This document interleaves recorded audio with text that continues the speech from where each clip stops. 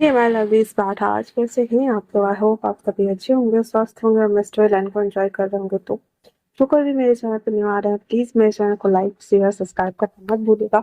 और अगर आप लोगों को मेरे स्टोरी लाइन उसके प्लॉट्स पसंद आते हैं तो प्लीज मुझे कमेंट करके अप्रिशिएट करना भी मत भूलिएगा। जैसा भी लगे आप लोग मुझे जरूर बताइएगा। देन हम स्टार्ट करने से पहले बता दें, ये एक वन शॉट होने वाला है जिसकी ऑथर टर्टल आई मीन की तान्या है। और ये एक सैड हैप्पी एंडिंग स्टोरी है।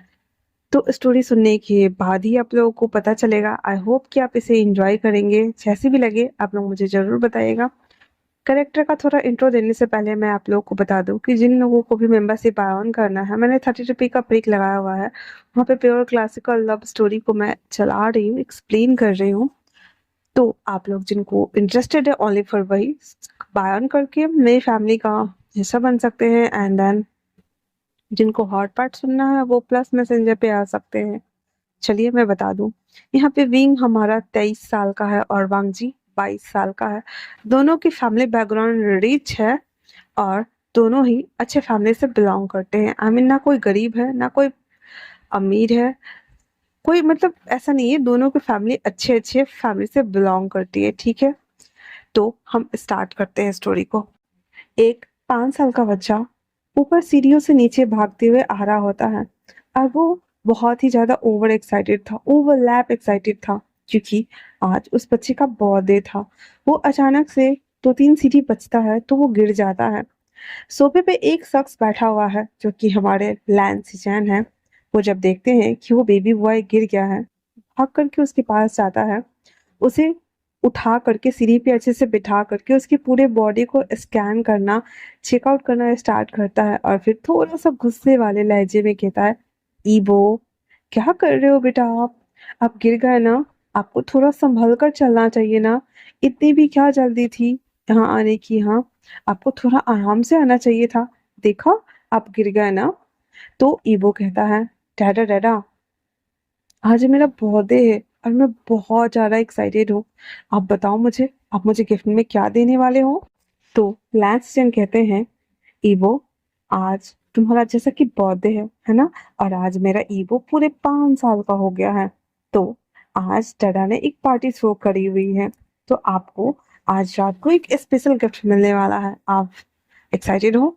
ईवो कहता है, हाँ हाँ, मैं बहुत ज्यादा एक्साइटेड हूँ रात के लिए। आपने सच कहा, आपने एक पार्टी रखी हुई है ना मेरे लिए। मैं बहुत बहुत एक्साइटेड हूँ, मुझे तो वेट ही नहीं हो रहा है।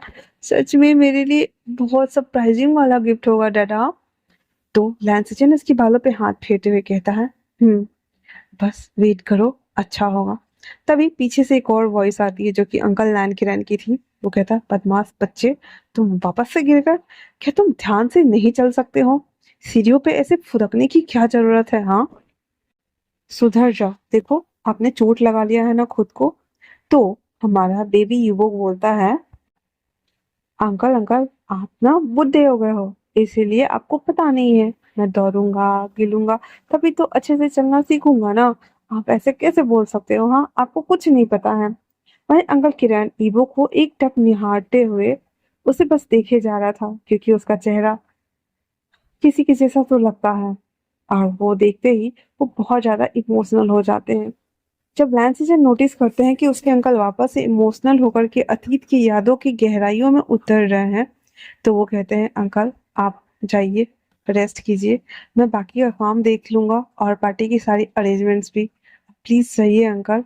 लैन किरण हाँ में सर नोट करके वो चले जाते हैं। वहीं लैंसिजन ईबो को उठा करके सोफे पे लाके बिठाता है। फिर उसको फर्स्ट एड करना स्टार्ट करता है, जो कि हल्की सी खरोचे आई हुई थी। और वो उसके पूरे बॉडी को फर्स्ट एड कर रहा होता है जहां जहां उसे चोट लगी हुई थी। उसके बाद लैंस हिचन ईवो को फर्स्ट एड करने के बाद बोलते हैं, तो आप अपने कमरे में जाओ खेलो। जब बर्थडे का टाइम होगा तो डाटा आपको आके बुला लेंगे। ईवो हाँ में नोट करता हुआ वहां से चला जाता है। उसके बाद लैंस हिचन वापस से अपने काम में लग जाते हैं। अब शाम के टाइम में पूरा लैंड मैंसन फूलों से, गुब्बारों से और लड़ियों से सजाया गया हुआ था, क्योंकि आज हमारे लिटिल ईवो का बर्थडे जो था। पूरा इतना खूबसूरत डेकोरेशन किया गया था बच्चों के थीम वेल पे। वहां पे डोरेमोन्स और बहुत सारे new new cartoon characters, ninja Hattoris ऐसे ऐसे स्टेचू वगैरह लाया गया था, और सारे घर में ना टेडी बियर बिखराया हुआ था, बैलून्स बिखरा हुआ था। पूरे घर को एकदम जैसे बच्चों के थीम होते हैं ना, वैसे सजाया गया हुआ था। उसके बाद लैंस चैन ईवो को बुलाने के लिए आते हैं, जहाँ पे ईवो को एक मेड रेडी कर रही होती है और उसके पैरों में शूलेस को बांध रही होती है। लैंस चैन गेट पे खड़ा होकर के पहले तो ईवो को एक टक निहारता है, जिसकी शक्ल किसी से तो मिलती है। फिर वो उसे थोड़ा सा इमोशनल होकर के देखते हुए कहता है, ओए बच्चे, तुम अभी तक तैयार नहीं हुए? तुम्हारा बहुत बड़ा सा ह्यूज सा केक तुम्हारा वेट कर रहा है। अगर तुम नहीं जाओगे तो मैं किसी और को बोल देता हूँ। ये सुनकर इबो का मुंह बन जाता है और कहता है, डैडी डैडी, वो केक तो मैं कट करूंगा। बाहर मेरे लिए वो केक वेट कर रहा है ना। मैं बहुत बहुत बहुत हैप्पी हूँ, और मैं बहुत एक्साइटेड भी हूँ। मुझे जाकर के उसे देखना है और केक भी कट करना है। मुझे पार्टी एंजॉय भी करनी है, और आपको पता है ना, आप मुझे सरप्राइज गिफ्ट भी देने वाले हो। आज जो केक आपने मेरे लिए लाया है ना, उसे मैं जुलूल से जुलूल काटूंगा डैडा। उसके बाद जो हमारे लैंस किचन थे, वो पूरा तैयार हो चुका था। तो ईवो को लेकर के नीचे आते हैं, जहाँ पे उसके लिए बहुत बड़ा सा केक का अरेंज किया हुआ था, जिसे ईवो को कट करना था। और वो बहुत एक्साइटेड था। जहाँ पे इतने बड़े केक को देख करके हमारा ईवो बहुत ज्यादा एक्साइटेड से भर गया था। फिर उसे वहां पे लाया जाता है। फिर हैप्पी बर्थडे वाला पियानो पे सॉन्ग चलता है। फिर जितने भी बच्चे थे वो सभी आकर के ईवो को घेर के खड़े थे। उसके बाद लैंस सचिन ईवो से कहते हैं, बेबी, अब आप केक को कट करो। फिर उसके हाथ में एक बहुत बड़ा सा चाकू दिया जाता है, जिसको ऊपर से लेकर नीचे तक हमारा ईवो उस केक को कट कर देता है। उसके बाद सभी सॉन्ग्स गाते हैं, happy birthday to you, Happy birthday to you. Happy happy birthday dear Ebo. Happy birthday to you.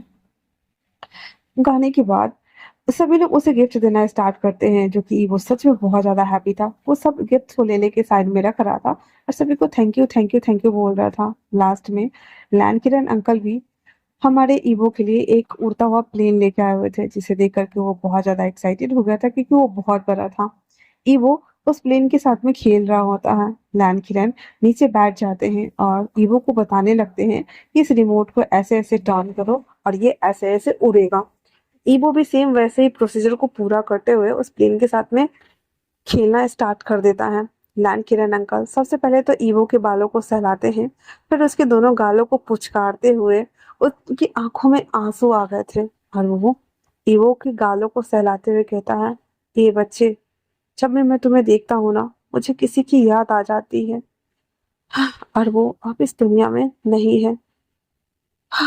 कब कब ये सब हो गया, मुझे पता भी ना चला, और कब खत्म हो गया, उसका एहसास भी ना हुआ।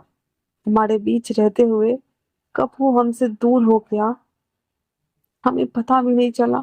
और आज हमारे हाथ है अफसोस, मातम और दुख, एक असहनीय पीड़ा जो शायद ही खत्म होने वाला है, और शायद खत्म ना भी हो।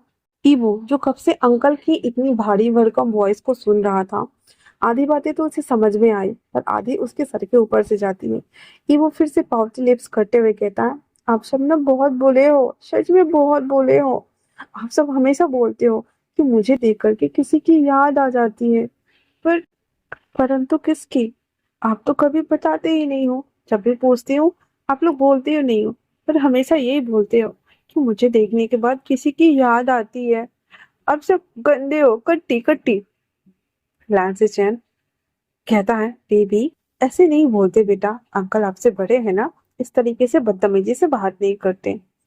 तो इबो लैंसी चैन से कहते हैं, बेटा, आप भी हमेशा कहते हो कि मैं किसी की तरह दिखता हूँ, तो कौन है वो? आप लोग मुझे क्यों नहीं बताते हो? हाँ, और अंकल भी हमेशा यही बोलते हैं, तो मैं तो क्यूरियस होऊंगा ना।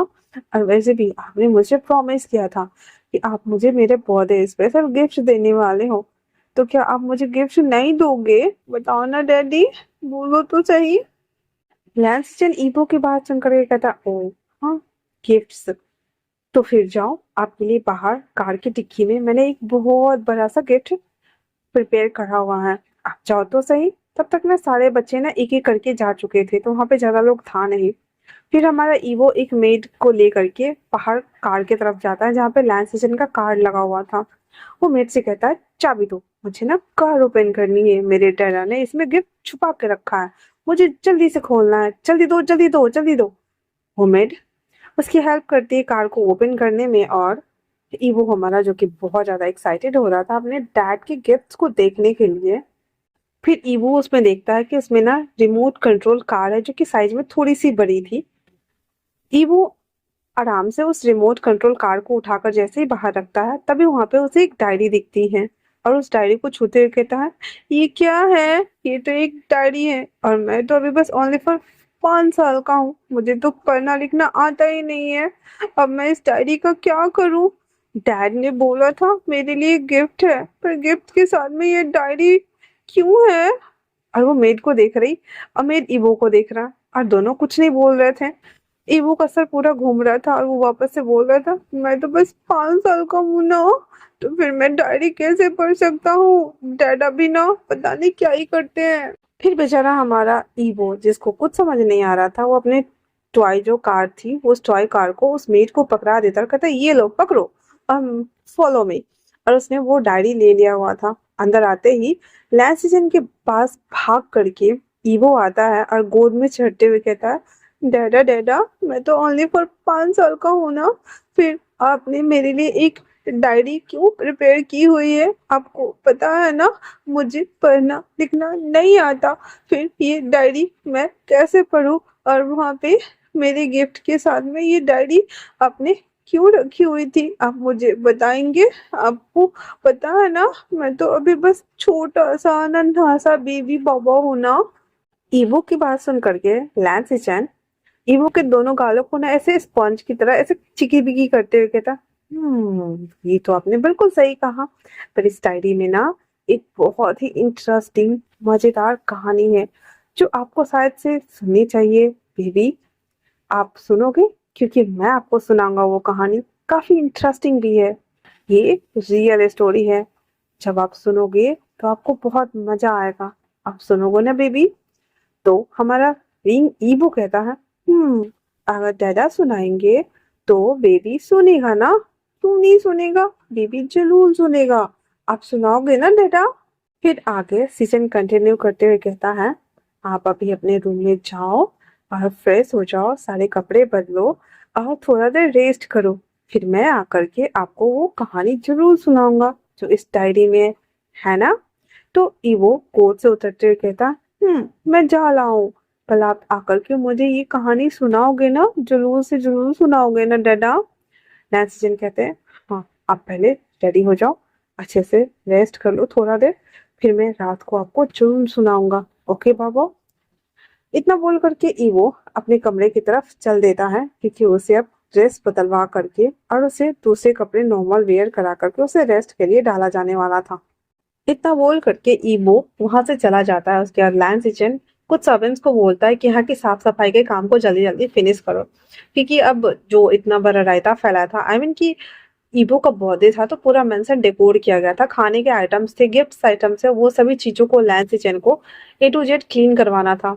जो गिफ्ट्स वगैरह थे वो सब ओपन होने के बाद ही वो ईवो के कमरे में जाते और बाकी सारी चीजों को अरेंज करवाना था। तो हमारे लैंस किचन पूरे हॉल की और मेंशन की साफ सफाई करवाने में जुट गए और उसके बाद उसने ईवो से प्रॉमिस भी किया था कि वो रात को आकर के उस डायरी में लिखी हुई स्टोरी को वो ईवो को जरूर से जरूर सुनाएंगे। इसलिए ईवो भी एक्साइटेड होकर अपने कमरे की तरफ चल देता है ताकि मेड उसके कपड़े बदल दे और वो थोड़ा सा रेस्ट कर सके, ताकि वो जब उसके डैड उसके पास आएंगे तब वो कहानी वो सुन सके। उसके बाद ईवो चहकते हुए जा रहा होता जो कि बार बार पलट के बोल रहा होता डैडा अब जल्दी से जल्दी आना मेरे पास, क्योंकि आपको पता है ना मुझे कहानी सुनना कितना पसंद है और बिना कहानी सुने मैं तो सो भी नहीं सकता, अब जुनून से जुनून आना है। इतना बोलकर वो अंदर आता है जहाँ पे मेड उसकी थोड़ी बहुत हेल्प करती है। हालांकि वो 5 साल का था लेकिन सेल्फ डिपेंडेंट बच्चा था और वो अपने काम अच्छे से तो नहीं कह सकते पर हाँ वो कर लेता था। तो मेड के हेल्प की वजह से वो सब कुछ कर करके अब वहाँ बैठ जाता है। फिर वो मेड ईवो को खाना दे देती है और अच्छे से खाना खिलाने के बाद वो वहां से चली जाती है और हमारा ईवो आराम से बेड पर लेट करके, क्योंकि उसके कमरे में ही टीवी लगा हुआ था, तो वो उस टीवी के ऊपर ना कार्टून चैनल्स को वो देख रहा होता है। तभी अचानक से ईवो के रूम के ना गेट ओपन होने की साउंड सुनाई देती है, जहाँ वो उस तरफ देखते हुए कहता है, डैडा डैडा आप आ गए मुझे स्टोरी सुनाने के लिए। ओ माय गॉड डैडा, मैं कब से आपका ही वेट कर रहा था। लैंसिजन उसकी तरफ बढ़ते हुए आ रहे थे, तभी ईवो हमारा दोबारा से कहता है, डैडा आपको पता है ना कि मुझे बिना कहानी सुने हुए ना नींद नहीं आती। जब तक आप मुझे कहानी सुनाओगे नहीं तब तक मैं सोऊंगा नहीं। तो आप जल्दी से मुझे वो कहानी सुनाओ ना, ताकि मैं सो सकूं, प्लीज डैडा। लैंसिजन कहते हैं, हाँ हाँ हाँ, मैं तो यहाँ पे स्टोरी सुनाने ही आया हूँ। फिर इतना बोलकर वो टीवी को ऑफ कर देता है और फिर उसको आराम से बेड पे एडजस्ट करते हुए कहता है, अब चलो आप लेट जाओ, तब मैं जाके आपको स्टोरी सुनाऊंगा, ताकि मेरे बेबी को जल्दी से नींद ही आ जाए, है ना। और उसके बाद वो वापस से कंटिन्यू करते हुए कहते हैं, चलो वो डायरी जो मैंने आपको दी थी ना, वो आप मुझे दे दो, ताकि मैं आपको पढ़ के सुना सकूं और आप उस स्टोरी को एंजॉय कर सको और आपको नींद नहीं आ जाए, है ना बेबी। फिर लांसीजन उसके बॉडी को अपने सीने से लगाते हुए कहता है, वैसे ईबो मुझे ये बताओ कि मेरी बीबो को किस तरह की स्टोरियां पसंद आती हैं। तो ईबो कहता है, मुझे ना जॉम्बीज वाली, फेरी टेल्स वाली और प्यार वाली, रोमांस वाली स्टोरी ना ज्यादा पसंद आती हैं। तो डैडी आप मुझे ना ऐसी कोई स्टोरी सुनाओ। लैंसिजन ईवो के सर पे टपली मारते हुए कहता है, बदमाश लड़के, ये कहानी ना रियल बेस्ट स्टोरी है।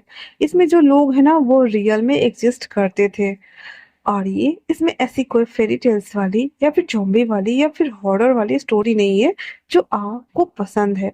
और तुम्हारे स्टोरी को चॉइस कब से ऐसे होने लगे ईवो? हाँ, ईवो अपने डैड के बातों का रिप्लाई तो नहीं देता है, लेकिन हाँ बात पलटते हुए कहता है, डैडा क्या इसमें कोई क्रिएचर या जानवर भी होंगे, या कोई अलग अगल अलग जो हमारे प्लेनेट है उससे आए हुए एलियन की स्टोरी है इसमें? लैंसिजन उसके बालों को फहराते हुए कहते हैं, नहीं बुद्धू, ये रियल स्टोरी है। इसमें दो रियल लोगों की कहानी है। इस पे हमारा ईवो क्यूरियस होते हुए कहता है, रियल कहानी? पर किसकी रियल कहानी डैडा? तो लैंसिजन वापस से कहते हैं, वही जिसके बारे में तुम हमेशा पूछते थे ना, कि जिसकी शक्ल तुम्हारे जैसे लगती है। जी, अंकल भी हमेशा तुम्हें बोलते थे ना कि तुम्हें देखने के बाद किसी की याद आ जाती है, ये उसी की स्टोरी है। तो आप सुनना चाहोगे ना? हाँ, और जिसके फोटो के बारे में तुम कभी कभी पूछा करते थे ना कि ये किसकी फोटो है, ये कौन है। तो ईवो हमारा एक्साइटेड तो कहता, अच्छा वांगजी अंकल, वांगजी अंकल की आप बात कर रहे हो, आप मुझे उनकी स्टोरी सुनाने वाले हो डैडा। तो इस डायरी में उनकी कहानी है डैडा, आप मुझे वांगजी अंकल की कहानी सुनाने वाले हो। ओ, अब मुझे पता चला। मैं तो आपसे हमेशा पूछता था कि वांगजी अंकल के साथ क्या हुआ, उनकी स्टोरी क्या है, पर आप लोग कभी हमें बताते ही नहीं थे। और आज आप मुझे सुनाने वाले हो क्या सच में? मुझे सुनना है डैडा, जल्दी जल्दी प्लीज डैडा, प्लीज ना मुझे सुनाओ ना डैडा, मुझे सुननी है प्लीज प्लीज प्लीज ना डैडा। लैंसिजन ईवो से कहता, हाँ बाबा, ये हमजी अंकल की स्टोरी है, बट डैडा आपको उसकी स्टोरी जरूर सुनाएंगे, है ना। अब चलो आराम से आप लेट जाओ। फिर हमारा जो ईवो था वो आराम से लैंसिजन के ऊपर ही उसके हाथों पे लीन हो जाता है, और वो एकदम से सुनने वाली मुद्रा में पहुंच गया हुआ था। और लैंसिजन उस डायरी को लेते हैं, इस डायरी को अपने हाथों से टच करते हैं। उनकी आंखें नम थी।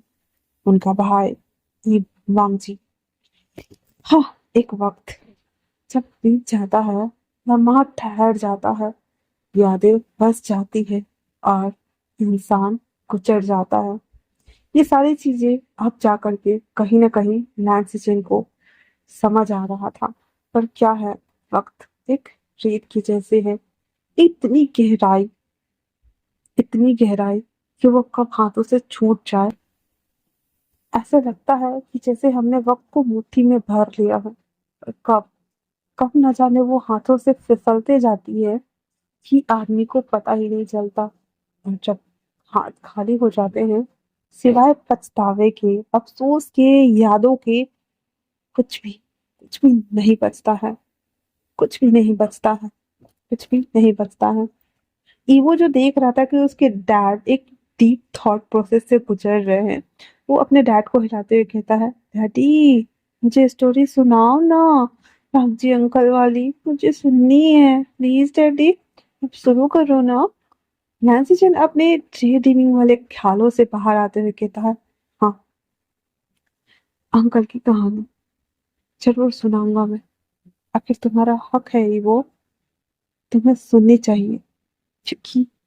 और इतना बोल करके वो शांत हो जाते हैं और उस एक पेज को पलटते हैं। एक लड़का था, वो 22 साल का था, एक बड़े से कॉलेज के सामने में वो खड़ा था। उसकी हाथ, उसकी बॉडी, उसके पैर डर के मारे कांप रहे थे। डर की वजह से वो अपने हाथों की मुट्ठियों को टाइट पे टाइट करते जा रहा था, जिस वजह से उसकी हाथ बहुत ही ज्यादा रेड पड़ चुके थे और वो कांप रहा होता है।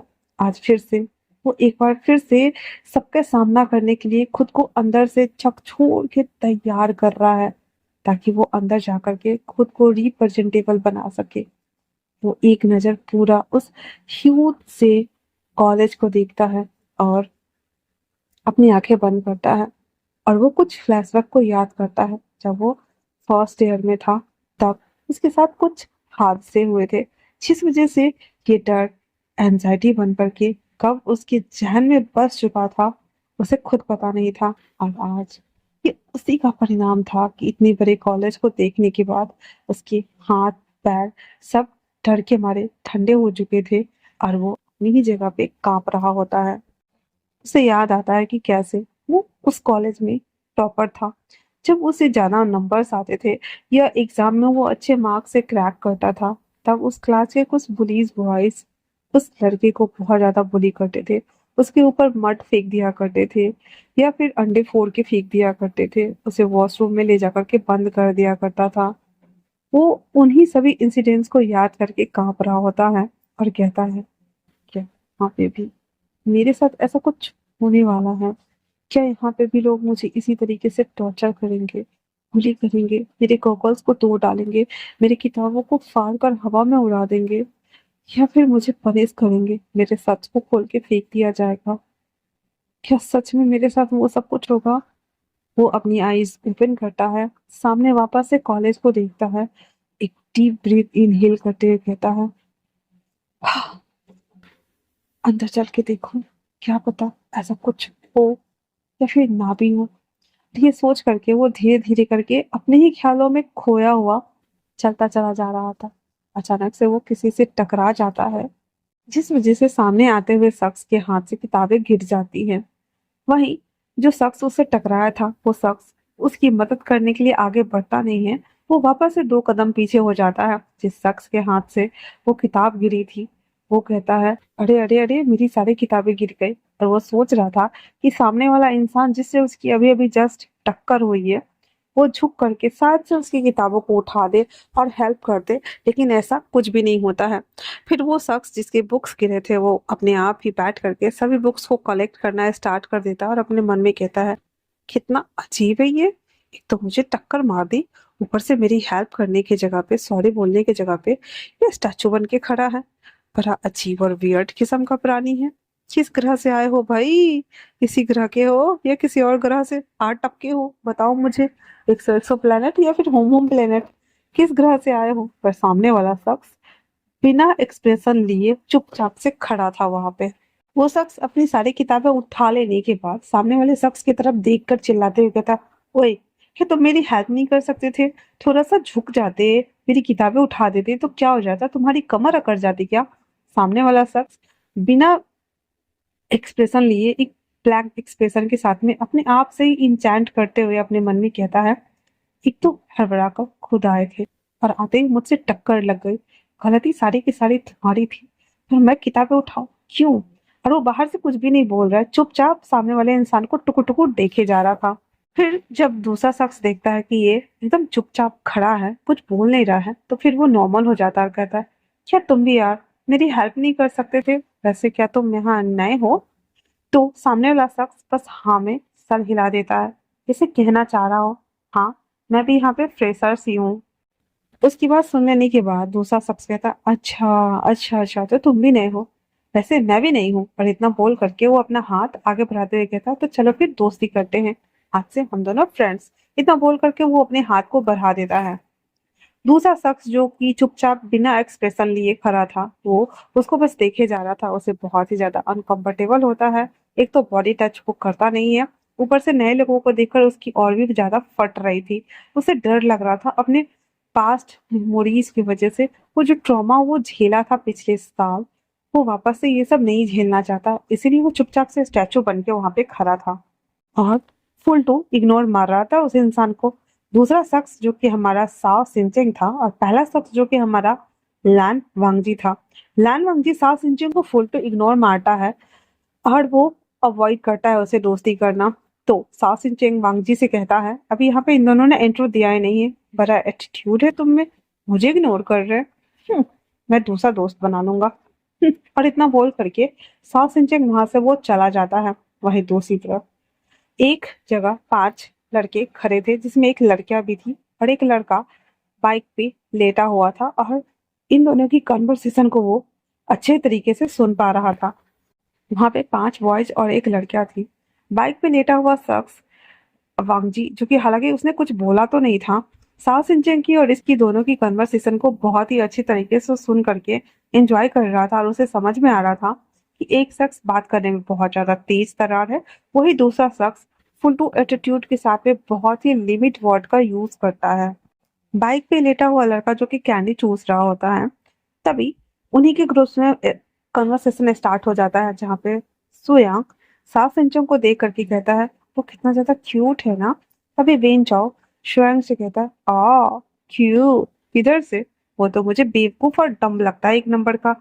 हाँ, एक तो खुद ही भाग करके आया था, उसकी किताबें गिर गई थी, और सामने वाला को वो दोस्त पे दोस्त दिए जा रहा है, फिर बाद में वो उसे फ्रेंडशिप भी कर रहा है। तुम्हें किस एंगल से वो क्यूट लग रहा है, हाँ? तो स्वयं कहता है, मेरे पॉइंट ऑफ व्यू से देखो यार, वो कितना ज्यादा क्यूट और एडोरेबल लग रहा है, वो तो क्यूट यार। विंचो बोलता है, तुम्हारे आंखों से देखो, तुम्हारी आंखें ना घटिया है घटिया, मैं तुम्हारे आंखों से देख ही नहीं सकता। तो स्वयं बोलता है, तुम अपना देखो ठीक है ना, मुझे क्या करना है ये मुझ पर छोड़ दो, तुमसे तो अच्छा ही है। और इतना बोल करके वो वापस से स्वयं साफ सिंचन को देखना स्टार्ट कर देता है। मिल जाओ वापस से कबाब में हड्डी बनते हुए कहता, सच में तुम्हारी चॉइस तो माननी पड़ेगी। तुम एक डम बॉयज को घूर के देख रहे हो, क्या है उसमें? हम अब सुयांग को जो छो उठा, वो दांत पीसते हुए कहता, तुम ना अपना देखो, मुझे अच्छे से पता है कि तुमने कितने सारे कांड किए हुए हैं, कितना कुछ किया हुआ है। कम से कम मैं तुम्हारी तरह घटिया सोच तो नहीं रखता ना, और रोज रात को किसी ना किसी के साथ हुकअप करता भी नहीं फिरता हूँ, इसलिए तुम रहने दो ठीक है ना, और अपनी ये घटिया सोच और घटिया बातें अपने पास ही रखो, है ना विंग? विंग जो कि बाइक पर लेटा हुआ कैंडी चूस रहा था, इन अपने ग्रुप मेंबर के तो वो सारे बकबक सुन ही रहा था, और उन लोगों के भी वो बकबक सुन रहा होता है। वो उठ के बैठ जाता है और अपने मुंह से कैंडी निकालते हुए कहता है, सही कहा सोयांग तुमने, और वेंचा तुमने अपनी ये घटिया पंथी और घटिया हरकतें ना अपने पास ही रखा करो, क्योंकि मुझे भी पता है तुमसे तो कुछ होता जाता है नहीं। तुम जब भी मेरे से शर्त लगाते, एक तो हार जाते हो, ऊपर से बैठ के पैसे भी नहीं देते हो, और अपना कर्म कांड ना कहीं और जाके करा करो। इसे पसंद है तो इसे पसंद रहने दो। तभी विंचो कहता है, चलो फिर देखते हैं वेट लगा करके। तभी मैम पीछे से आती है और विंग के शोल्डर पे हाथ रखते हुए कहती है, हाँ तो लगाओ वेट, हम क्या डरते हैं, है ना विंग? तो यहाँ पे मैम विंग की गर्लफ्रेंड है। वो वेंचर से आगे कहती है, देखते हैं कौन जीतता है और कौन हारता है, क्योंकि आज तक तो तुम हारते हुए आए हो वेंचर, और मेरा विंग हमेशा जीतते हुए आया है, और आगे भी विंग ही जीतने वाला है। इसलिए तुम अपनी ये घटिया सोच और अपनी घटिया पूंछ कहीं और लेके जाओ हिलाने के लिए, ठीक है ना? मैम की बात सुनने के बाद वेंची विंचा को और विंग को, यहाँ यहाँ तक कि मैम को, उन सबको धमकाते हुए कहती है, तुम सब लोग फिर से शुरू हो गए, और खासकर तुम दोनों विंचा और विंग, तुम दोनों फिर से बैट लगा रहे हो। तुम्हें पता है ना इसके कितने बड़े पूर्ण परिणाम हो सकते हैं, कितना बड़ा इशू हो सकता है। और हमेशा विंग ही तो जीतता है, और तुम हारते हुए आ रहे हो और फिर से बैट लगा रहे हो, और मैं तुम इन दोनों को उकसा रही हो। तुम्हें पता है ना क्या होगा इसका परिणाम अगर कुछ बुरा हो गया तो? विंग जो कि कैंडी को लिख कर रहा था और अपने मुंडी को टेढ़ा करके एकटक वांगजी को देखे जा रहा था। वहीं सुयांग एकटक साओ सिंचन को देखे जा रहा था और वो दिमाग में अपने आप से ही बोल रहा था, ओ माय गॉड, ये कितना क्यूट है और कितना बोलता है, कोई ना ये कितना एडोरेबल दिखता है। वही विंग वांगजी को देख रहा होता है और यहाँ पे विंग सीनियर है, इसलिए वो बोलता है क्या ही फर्क पड़ता है, वैसे भी ये हमारा लास्ट ईयर है, अगर हम एक बार और प्रैंक कर ही लेते हैं तो क्या ही हो जाएगा। और यहाँ पे विंग वांगजी से बड़ा है और ये यहाँ पे टॉप वांगजी ही है और बॉटम विंग है, लेकिन यहाँ पे विंग वांगजी से 1 साल बड़ा है। तो विंग कहता है हम क्यों पछताने लगे, हाँ वैसे भी ये लास्ट ईयर है, फिर हम तो यहाँ से चले जाएंगे एग्जाम खत्म होने के बाद, फिर कॉलेज की यादें आएंगी हमारी नींदों में और हमें सताएंगी, और फिर सपने में वो सभी मस्ती और वो सारी बदमाशियां ही तो रह जाएंगी, और इसके अलावा क्या बचने वाला है वेंचिंग। So just chill. वैसे भी वो देखने में इतना इजी भी नहीं लग रहा है, देखना पड़ेगा उसे। विंग जो कि वांगजी को देख रहा था वही सुयांग एक टक सॉ सिंचोंग को देख रहा होता है। जब वेन चाओ की नजरें उन दोनों को फॉलो करती हैं तो सबसे पहले तो वो सुयांग से बोलता है, ओए तुम उस डम्बू को क्यों देख रहे हो, हाँ कहीं तुम उस पर फिदा तो नहीं होने वाले हो, है ना। सॉ सिंचोंग फटक से अपने आप को मैनेज करते हुए कहता है, नहीं नहीं मैं तो बस उसे देख रहा था, ऐसा कुछ नहीं है जैसा तुम सोच रहे हो, और वैसे भी घूम फिर करके मेरी आंखें ना उस पे जाके टिक गई है, इसीलिए मेरी आंखें बस अपने आप ही वहां चली जाती है। तो वेंचाओ कहता है, स्वयं स्वयं तुम्हें पता है ना हम अभी क्या करने वाले हैं। इस पे स्वयं कहता है, तो क्यों ना मैं उसे भी अपने गैंग में शामिल कर लेता हूँ, तब तो हमारे लिए इजी टास्क हो जाएगा ना। और फिर अपने मन में वो कहता है, बेटा मन में लड्डू फूटा टाइप्स। फिर वो आगे कंटिन्यू करते हुए कहता है वेंचाओ से, आ, अगर वो हमारे गैंग में आ जाएगा तो हमारे लिए इजी रहेगा ना, और वैसे भी वो दोनों देखो दोस्त बनने वाले हैं। इसमें वेंचा कहता, हाँ बड़ा दोस्त बनने वाले हैं, अभी दोस्त बने नहीं है बनने वाले हैं। और वो पहले वाले को तो देखो वो कैसे डर डर के पीछे भाग रहा है, इवन अपने हाथ को टच भी नहीं करने दे रहा है, ऐसे लगता है जैसे कि इंसान नहीं भूत खड़ा हो, इंसानों से उसका कोई वास्ता ही नहीं लग रहा है।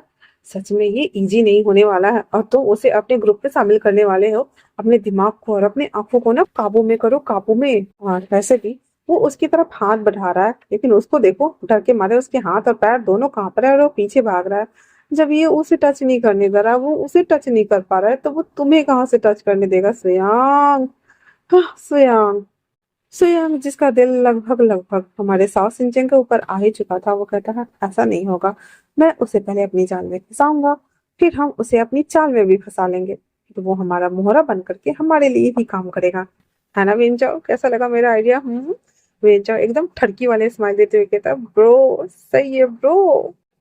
स्वयं और वेंचाओ दोनों का कन्वर्सेशन जैसे ही खत्म होता है तो ऐसे ही म्या विंग को अपनी तरफ झुकाते हुए कहता है, तो विंग फिर से हम लोग स्टार्ट करें क्या, तो एक छोटा सा प्रैंक करे क्या। हाँ तभी वेंचिंग म्या और विंग दोनों को समझाते हुए कहते हैं, तुम दोनों फिर से शुरू मत हो जाओ, तुम्हें पता है ना ये इसके सरकमस्टेंसेस बहुत बुरा होने वाला है, अगर तुम लोगों ने ऐसा कुछ किया तो। हाँ हर बार तुम लोग कोई ना कोई गड़बड़ कर ही देते हो, अगर इस बार कुछ ज्यादा गड़बड़ हुआ तो क्या करोगे। हाँ कहीं ऐसा ना हो कि प्रैंक करने के चक्कर में हमें पछताना ना पड़ जाए, वीन प्लीज बात को समझा करो ना। दूसरी तरफ जियांग छे जो कि कहीं पे खड़ा था और बार बार अपनी घड़ी को देख रहा था, मतलब कि उसकी घड़ी के अलार्म क्लॉक बजे और वहां से भाग जाए।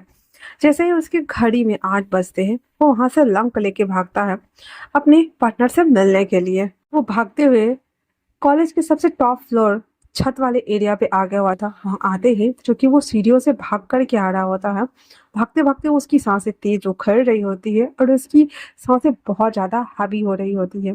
अचानक से वो किसी से टकरा जाता है और वो कोई और नहीं बल्कि लैन सिचान होते हैं, जिससे जियांगचेन टकराया होता है। लैन सिचन यहाँ पे बिजनेस स्टडी के क्लास लेते हैं। वो ज्यादा तो नहीं पढ़ाते क्योंकि लैन सिचन एक बिजनेसमैन है, पर हाँ वो वीकेंड में 1 या 2 क्लास ले लेते थे, जहाँ हमारे जियांगचेन उस क्लास को अटेंड करते थे। और हमारे जियांगचेन का क्रश पापड़ तिलौड़ी जो भी बोलो, वो सिर्फ और सिर्फ ओनली फॉर लैन सिचैन ही थे। तो वो उसी से मिलने के लिए आ रहा होता है और अचानक से अभी उसकी टक्कर हो जाती है और वो लैन सिचैन को लेकर के गिर जाता है। और जो हमारा जियांगचेन होता है वो इतनी तेज भाग करके सिर्फ और सिर्फ लैन सिचैन से मिलने के लिए ही आया होता है। उसके ऊपर से गिरने की वजह से जियांगचेन और और उन दोनों के बीच में एक्सीडेंटल किस हो जाता है। उसके बाद जियांग जिंग उठ के बैठते कहता है, हाय दैया, ये क्या कर दिया मैंने, मारो कोई मुझे मारो, मेरे गाल, मेरे गला, सब इतने ज्यादा पिंक पिंक क्यों हो रहे हैं। फिर वो उठ जाता है और कहता, गुड मॉर्निंग सर, आप आ गए, मैं तो आपका कब से ही वेट कर रहा था, आई मीन कि हम सब आपका वेट कर रहे थे। लाची चैन जियांग सिंह की बातों को फुल इग्नोर करते हुए, उसे अवॉइड करते हुए खड़ा होता है और बड़बड़ाते हुए कहता है, डिस्कस्टिंग, और वहां से वो सीधे अपनी क्लास के लिए चले जाते हैं। जियांग जिंग अपने सर के पीछे अपने बालों को हाथ डालते हुए, जैसे खुजाने वाला स्टाइल नहीं होता वैसे हाथों को सहलाते हुए कहता, हाय दैया, कि इन्होंने फिर से मुझे इग्नोर किया, मुझे बिल्कुल भी अच्छा नहीं लगा, कि मुझे जब भी इग्नोर करते हैं मुझे बिल्कुल पसंद नहीं आता है, उफ। और इतना बोलकर वो भी लैन सिचन के पीछे पीछे उस क्लास में जाने लगते हैं। उसके बाद जियांग चिंग नीचे आता है, जहाँ पे वो देखता है कि विंग ना उस न्यू स्टूडेंट को ही घूर कर देख रहा था, और वो उन दोनों के पास जाकर के खड़ा होकर के उनकी बातों को सुन रहा होता है। जियांग चिंग विंग को पीछे से मारते हुए कहता है, यहाँ क्या कर रहे हो तुम, और उन दोनों को अपनी चीर हरण वाली नजरों से क्यों देख रहा है तू, तुझे पता है ना तो फिर से फंस जाएगा, कुछ बुरा हुआ तेरे साथ, या हम सब फंस गए कि हमारे साथ कुछ बुरा हुआ या गलत हुआ, तब तू क्या करेगी। तभी म्या म्या मटकते हुए वहां पे आती है और जियांग चिंग के कान में कुछ कहती है। नैना की बात सुनने के बाद जियांग सिंह अपनी भौं चढ़ाते हुए कहता, तुम बदमाश लड़की, फिर से ये सब कर रही हो। तो ब्याना कहती, ऑफ कोर्स, बीइंग मेरा बॉयफ्रेंड है और मैंने उसे सजा दी है। अब देखते हैं वो ये बेट में कौन जीतता है, बेंचा या फिर विंग। ऐसे मुझे पता है कौन जीतेगा, और वो ऐंठ के बोल रही होती है। विंग जो कि फुल ऑन साओ सिंचेंग और वांगजी को ही देख रहा था, वो जियांगचेंग और मेमना को अवॉइड करते हुए उन दोनों के पास जाकर कहता, तुम दोनों क्या यहाँ पे न्यू फ्रेशर्स हो। वांगजी और साओ सिंचेंग दोनों विंग से छोटे हैं, वांगजी 22 साल का है और साओ सिंचेंग भी सेम ही एज का है। यहाँ पे विंग 23 साल का है और वो बड़ा है। तो वो दोनों से कहते हैं, हाँ हम फ्रेशर्स हैं और हम यहाँ पे आज ही एडमिशन करवाए हैं, तो हम लोग क्लास अटेंड करने के लिए आए हैं। फिर विंग कहता, हाय, मैं तुम दोनों का सीनियर हूँ, मैं फाइनल ईयर स्टूडेंट हूँ, और तुम। सासिंजी कहता, मैं सेकेंड ईयर का स्टूडेंट हूँ। और वो वांगजी की तरफ देखते हुए कहता, और तुम। वांगजी भी हाँ में ही सर हिला देता है। तो फिर सासिंजन कहता, शायद ये भी सेकेंड ईयर का ही स्टूडेंट होगा सर। तो विंग कहता, ये क्या गूंगा है, ये बोलता नहीं है, ये अपने मुंह से भी तो बोल सकता है ना, फर्स्ट ईयर का है या फिर सेकेंड ईयर का है। हाँ, तुम क्यों बोल रहे हो इसका साइड लेकर के। फिर विंग वांगजी की तरफ आगे थोड़ा सा बढ़ते हुए कहता, और तुम्हारा नाम क्या है, कहाँ से हो तुम, और तुम्हारी फैमिली बैकग्राउंड क्या है। वांगजी को अपनी करीब बढ़ता हुआ देख करके विंग के करीब बढ़ता हुआ देख करके वांगजी बहुत ज्यादा नर्वस हो रहा था। वो अपने नाखून से अपने हथेली को खरोच रहा होता है, और वो धीरे धीरे बढ़ते हुए कहता, मेरा नाम वांगजी है और मैं सेकेंड ईयर का स्टूडेंट हूँ। वांगजी यहाँ पे सिर्फ ओनली फॉर अपना नाम वांगजी बताता है, वो लैंड फैमिली से बिलोंग करता है वो नहीं बताता है, और उसके आगे वो कुछ भी नहीं बोलता है। चुपचाप से उसकी बातें को वो सुन रहा होता है, क्योंकि वांगजी को विंग से डर लग रहा होता है और उसे अपने करीब आने देना भी नहीं चाहता था। वो धीरे धीरे करके पीछे जा रहा होता है। विंग उसकी बात सुन करके जब देखता है कि वो डर रहा है, तो वो वहीं पे ठिठक के खड़ा हो जाता है और कहता, तुम्हारा नाम वांगजी है, वैसे हाय, मेरा नाम विंग है, और अगर तुम्हें कोई बुली करता है या कोई तुम्हें पनिश करता है किसी भी चीज को लेकर के, तो तुम मेरे पास आना सीधा, मैं उसे बुली करूंगा और डबल टाइम पनिश भी करूंगा, वो भी तुम्हारे सामने।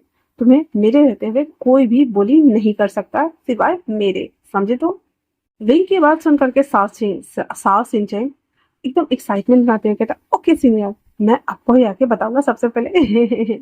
उसके बाद वो दोनों वहां से जाने लगते हैं। साओ सिंचेन थोड़ा फास्ट फास्ट जा रहा होता है, और वांग जी एक बार पीछे पलटकर विंग और उसके पूरे गैंग को देखता है, और फिर वो धीरे धीरे करके क्लास की तरफ बढ़ना स्टार्ट कर देता है। साओ सिंचेन थोड़ा दूर निकल गया था, वो जब देखता है कि वांग जी उसके बराबर में नहीं है, तो वो पीछे मुड़ते हुए कहता, तुम ये चींटियों वाली चालें क्यों चल रहे हैं। हाँ, क्या मैं अपने पीछे गुड़ छोड़ के जा रहा हूँ कि तुम उसको ऊपर फॉलो करते हुए आ रहे, क्या तुम तेज तेज नहीं चल सकते, बताओ मुझे। वांग जी फिर थोड़ा सा और फास्टली होते हुए और वो साओ सिंचेन के पास आ जाता है, और फिर वो दोनों क्लास की ओर चले जाते हैं। वहीं विंग उन दोनों को जाते हुए अपने हाथों को क्रॉस करके उसी दिशा की तरफ देख रहा था जहाँ पे वो गए थे। वांग जी और साओ सिंचेन अपने क्लास में पहुंच चुके थे, और वांग जी अपने बैठने के लिए एक सीट को ढूंढ रहा होता है। फर्स्ट लाइन से लास्ट वाले लाइन में एक रॉ उसे खाली मिलती है, जहाँ पे वो जाकर जैसे ही बैठने को होता है, एक लड़का आते ही उसे धक्का दे देता है, जिससे कि हमारे वांग जी के हाथ में चोट लग जाती है और वो सीढ़ियों पर गिर जाता है। और फिर उसकी तरफ झुकते हुए कहता है, ए न्यू फ्रेशर, तुम क्या यहाँ नए आए हो? तुम्हें दिखता नहीं है यहाँ बैठना मना है? तभी सास सिंचन पीछे से आते हुए कहता है, क्यों, यहाँ पे तो सीट खाली है, क्यों नहीं बैठ सकता? क्या यहाँ पे तुम्हारा नाम लिखा हुआ है कि तुम ही बैठोगे और कोई और नहीं बैठ सकता है? उसकी बात सुन करके वो लड़का कहता है, मैं अपने दोस्त को यहाँ पे बिठाऊंगा, मेरी मर्जी, कौन बैठता है कौन नहीं ये यहाँ पे नहीं बैठेगा, वरना मैं इसका मार मार के भर्ता बना दूंगा।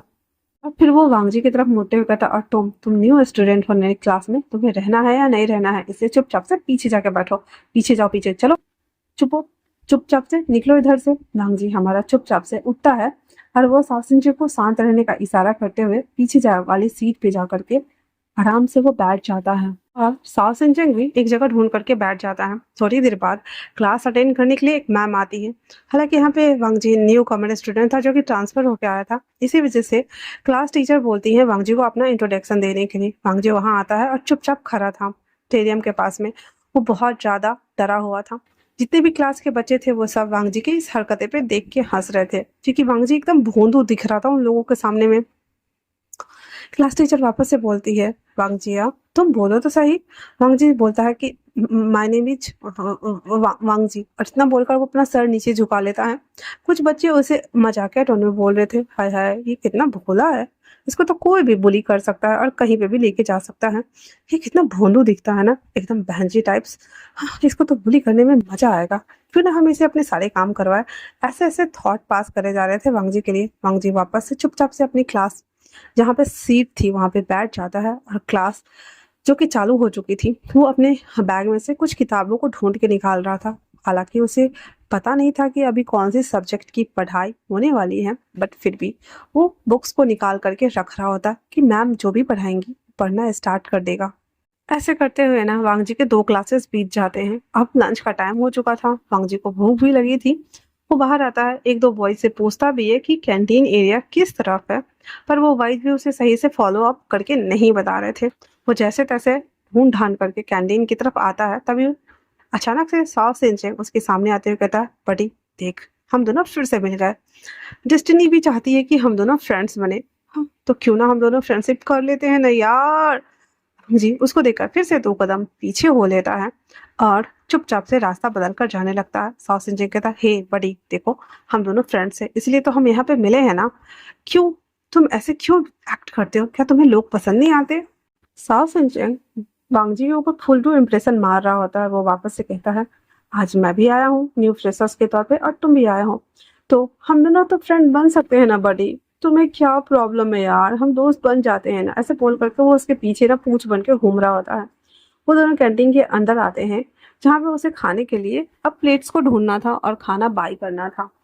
जहाँ से रॉ स्टार्ट होता है ना, क्योंकि बाय करने के लिए हर तरफ एक एक रॉ बना हुआ था, तो वांगजी भी एक रॉ में जाकर के खड़ा हो जाता है, उसके पीछे साओ सिंचंग भी जाके खड़ा हो जाता है।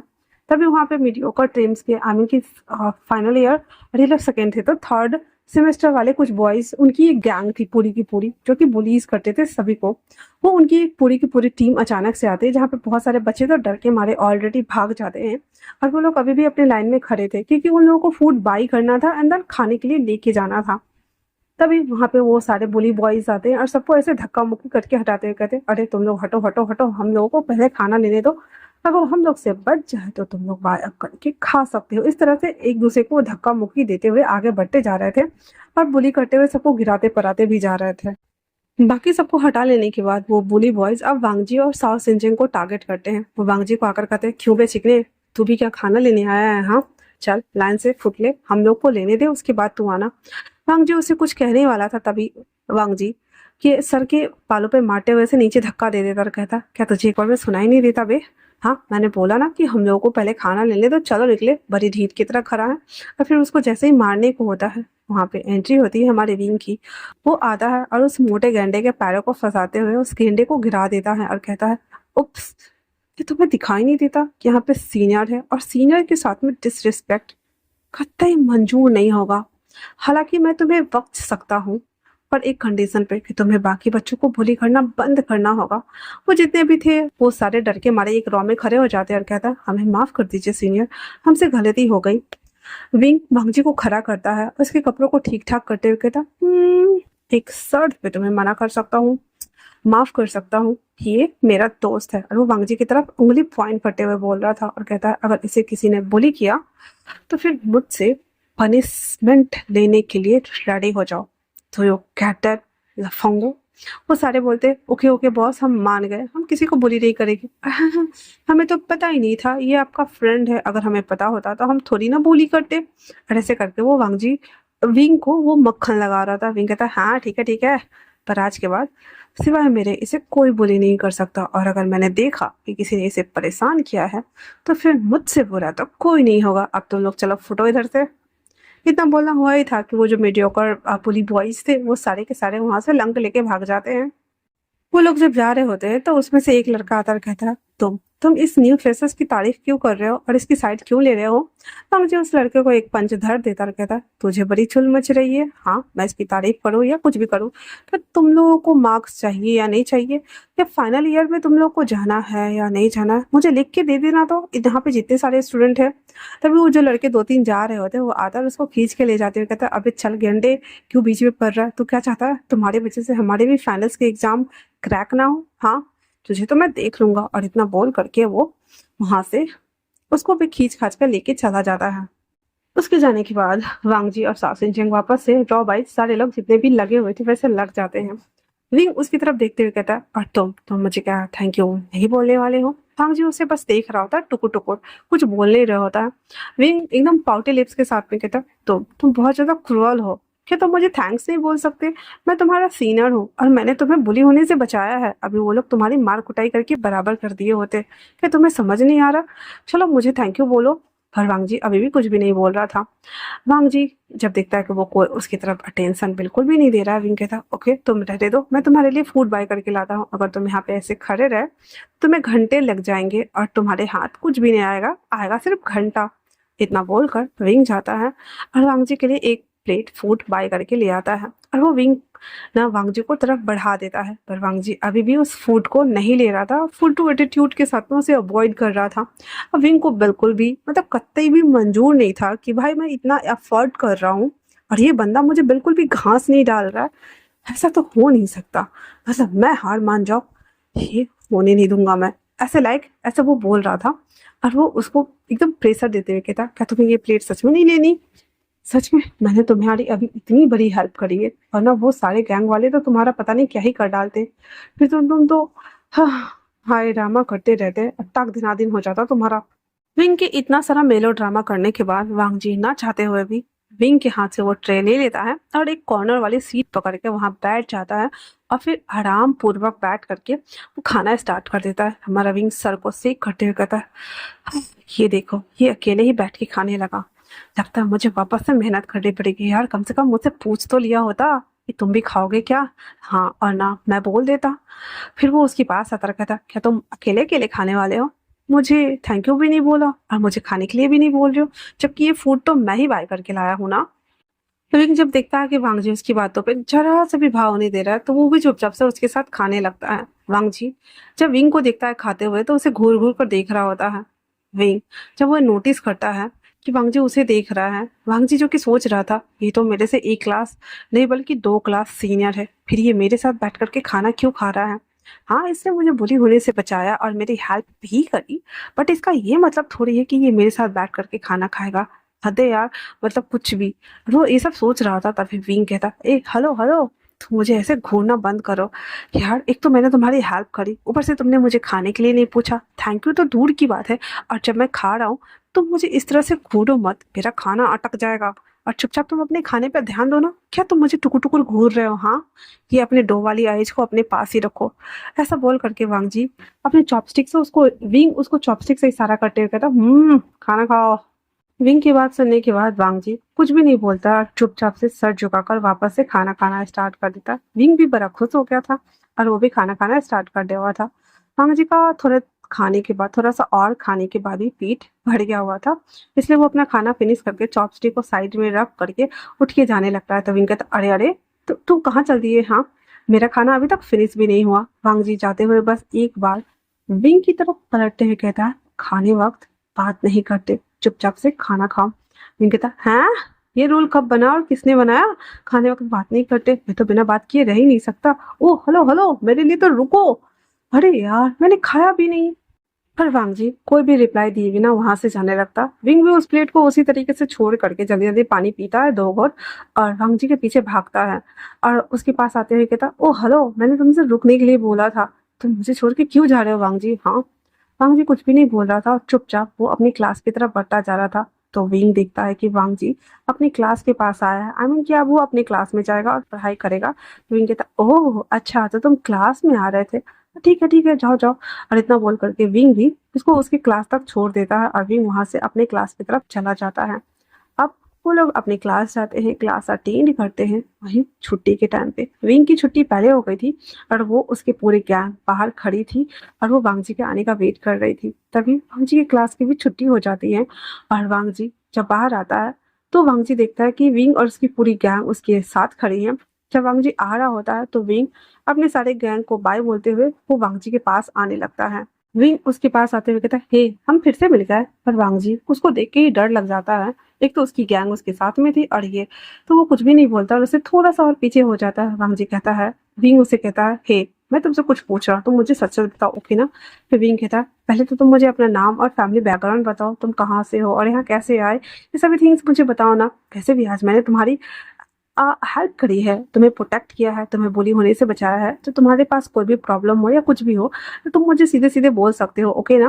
वही वांगजी दूसरी तरफ वो विंग से और बाकी अदर्स बच्चों से बहुत ज्यादा डरता था। उसे बॉडी कांटेक्ट बनाना बिल्कुल भी पसंद नहीं था और जिस तरह से विंग उसके ऊपर चढ़ करके आता था और उससे बात करता था, भांगजी की हमारी फटके हाथ में आती थी और वो बहुत ज्यादा घबरा जाता था। इसी वजह से वो रिप्लाई दे या फिर अपने डर को काबू करे उसे बिल्कुल भी समझ नहीं आता था। विंग इससे कुछ आगे पूछ पाता और वांग जी ने अभी तक सवाल का जवाब दिया नहीं था। ओलिवर कहता है, वांग जी मेरा नाम वांग जी है। तभी वांग जी को लेने के लिए एक बड़ी सी कार आ जाती है और वांग जी उस कार में बैठकर वहां से चला जाता है। विंग अपने बालों पे हाथ फिराते हुए कहता है, वांग जी ये तो मुझे पता है कि तुम्हारा नाम वांग जी है, पर वो कौन तुम? हाँ, अब ऐसे करते हुए ना दिन बीत रहे थे। विंग हमेशा ना वांग जी को परेशान करता, बुली करता, कभी कैंटीन में उसे बुली करता, कभी उसकी किताब या किसी बुली होने वाले बॉय से बचाता, तो कभी उसे वॉशरूम में तंग करता। ऐसे करते हुए ना लगभग 15-16 दिन बीत गए थे।